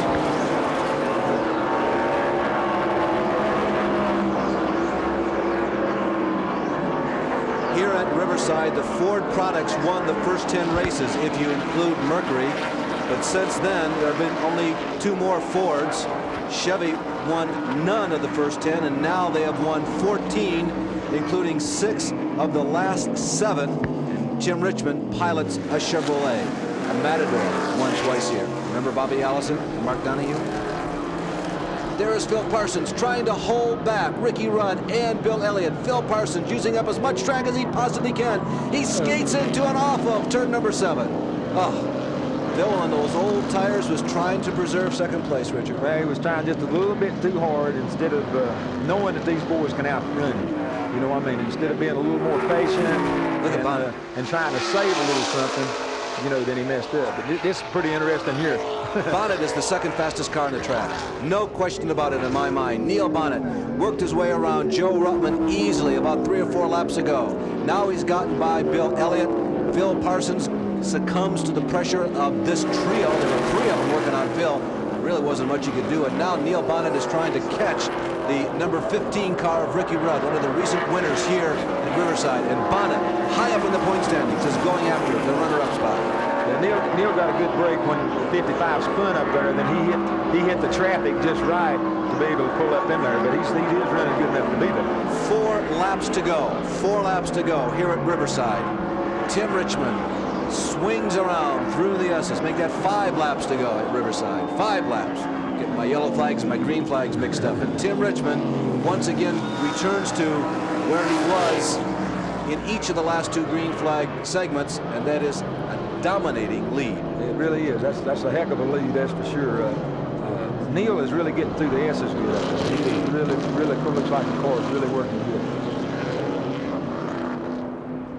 No more pit stops will play a role in today's race, and Tim Richmond, repeating again, he won the race the first time after his comeback from a serious illness over the winter at Pocono last week, and Tim Richmond is on the verge of making it 2 in a row.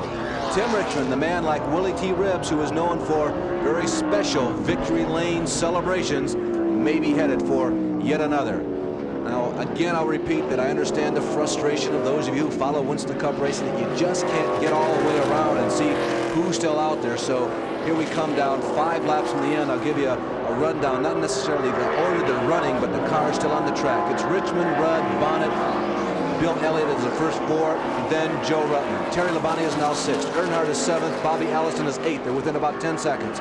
Sterling Marlin is 9th. Herschel McGriff 10th. Kenny Schrader, and then Bobby Hillin Jr., Rick Wilson, Harry Gant, Phil Parsons, the number 71 car of Dave Marcus, 14 of Ruben Garcia.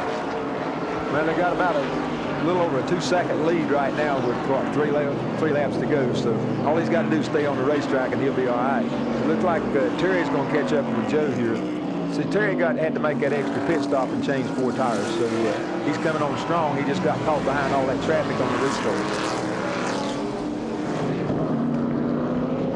Terry Labonte, the Junior Johnson machine. Tim Brewer taking over the complete control in terms of the crew chief for all of the events. There are all the leaders. Yes, they're all on the same lap, and this would be close if this were an oval down in the Deep South. But here on the road course, unless somebody makes a mistake, it's difficult to pick up 7 or 8 car lengths. But when someone does make a mistake, it happens like lightning, just like that. You're caught up to the guy in front of you, and Terry Labonte is trying to work on Joe Ruttman going to turn 9. Joe is trying to hold him back, but Labonte scoots underneath as they enter turn 9.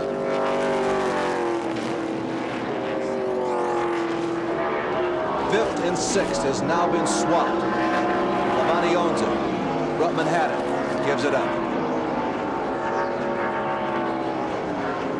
Some more of the people still out orbiting around this road course here in the middle of the desert. I think we stopped off about a Dave Marcus on the last lap. There's a fairly big difference between Marcus and then the number 14 of Ruben Garcia, the 32 car, 6 of Ron Esau, Darrell Waltrip, Jim Fitzgerald, the 95 car of Chad Little, the 66 car of Johnny Krebs, the 12 car of Jim Bound, Jimmy Means, Buddy Arrington, 67 car being driven by Chet Phillip. We continue to watch 1st, 2nd, and 3rd. There is Ricky Rudd, very up close for you.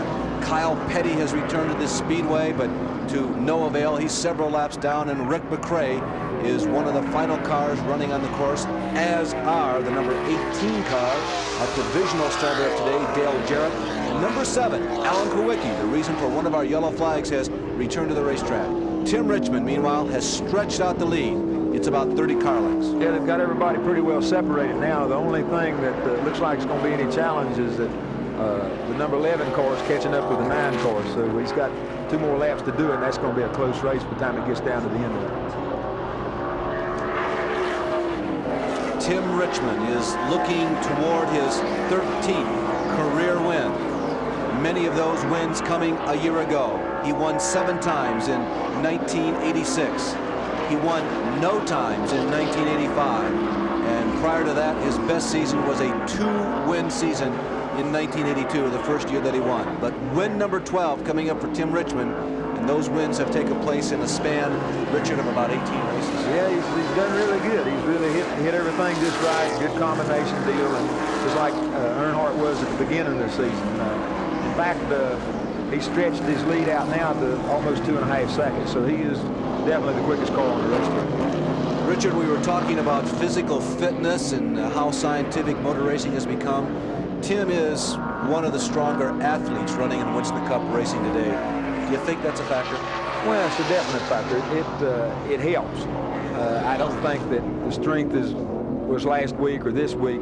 A lot of all the things that we do is strictly comes down to mind over matter situation. And so, you know, when you run into that kind of deal, he's been resting for 6 weeks, 6 months, and he has really been gung-ho. He's really been wanting to do it, so he's trying his very, very best. The white flag, symbolic of 1 more lap to go, and they're side by side for 1-2 for 4th position right now. Terry Labonte and Bill Elliott are testing each other as they come past our position at the start-finish line. There is the leader, Tim Richmond, and Richmond is going to win this one easily if he just keeps it between the white lines. It's like going home at night when you're really tired. Just steer between the white lines and you'll get there. That's the main thing. he doesn't smell victory lane now, so all he's got to do is idle around. He's in good shape. Tim Richmond. There is the Alan Kawicki car, the second running car of Ricky Rudd, and Neil Bonnet still has designs on the runner-up spot. Bonnet is bird-dogging Ricky Rudd as they sashay out of turn number 6. Richmond moving out of turn number 8, heading on to the long backstretch. Moves up through the gears, stands on the throttle for the second to the last time. He's got one more time to do that, and that is coming out of turn number 9 and coming down the front stretch. Tim Richmond on the shelf for 6 months, has not had an opportunity to run in a Winston Cup race. He approaches the final turn. It's about a 270-degree radius corner. It's banked maybe 10, 15 degrees, a third of a mile around. Tim Richmond going after win number 2. When he crosses the finish line, Tim Richmond will be 2 for 2, batting 1,000 in 1987. Here comes Tim Richmond. He's a winner again. Amazing story. Richard, I'll tell you, that leaves me with a very big impression. Well, it does. It's got to know that, you know, you've been out of doing anything and then you can come back and win like that. But again, the team has not been idle. They've been running with Benny. They've been testing things. They've been doing things. And I think that, you know, the difference in the deal is that Tim's a little more aggressive than the other boys. And you know what I mean. Again, he's rested. He's ready for it. He's gung-ho, and he's just driving on sheer determination right now, I guess. And from the very beginning, Tim Richmond has proved that this is his racetrack. There is his mother, Mrs. Richmond, here on Father's Day, getting congratulations as Tim Richmond has moved again to victory lane. As Tim Richmond has made his congratulatory lap, he's got a lot of congratulations from the fellow drivers here at Riverside. Tim Richmond wins for the, let's see what that is, the 4th time in his career here at Riverside. 7 times now he's finished into the top 5. Is Riverside a Tim Richmond track? Yeah, I'd say absolutely. He was the winner here of the Budweiser race in 1982, and he also won here last season, we told you, in 1986. But today's Budweiser 400 belongs to the Folgers coffee machine of Tim Richmond. 3 of the first 4 cars, incidentally, remember this point that was made by Dick Bergman early in the broadcast, were brand new cars constructed over the winter. They've been working on them and getting them ready for the road course action here at Riverside Raceway. But Tim Richmond heads the parade down pit road, gloves off, waving to the crowd, goggles up on top of the helmet, and heading for victory lane, a place where Tim Richmond has become a very frequent visitor in the last season. Remember, all of those wins were in the second half of last year. In the second half of 1987 is beginning to look like it might hold more of the same. Tim Richmond exiting the machine in victory lane, getting the congratulatory hugs from his mom and the rest of the crew. Tim Richmond, who won over $973,000 a year ago, will not win that much in 1987. But he's well on the trail to a $500,000 plus season, and Marty Reed is there. Oh, we got one happy Tim Richmond as he gets out of the helmet. Just tell me what you're thinking right now.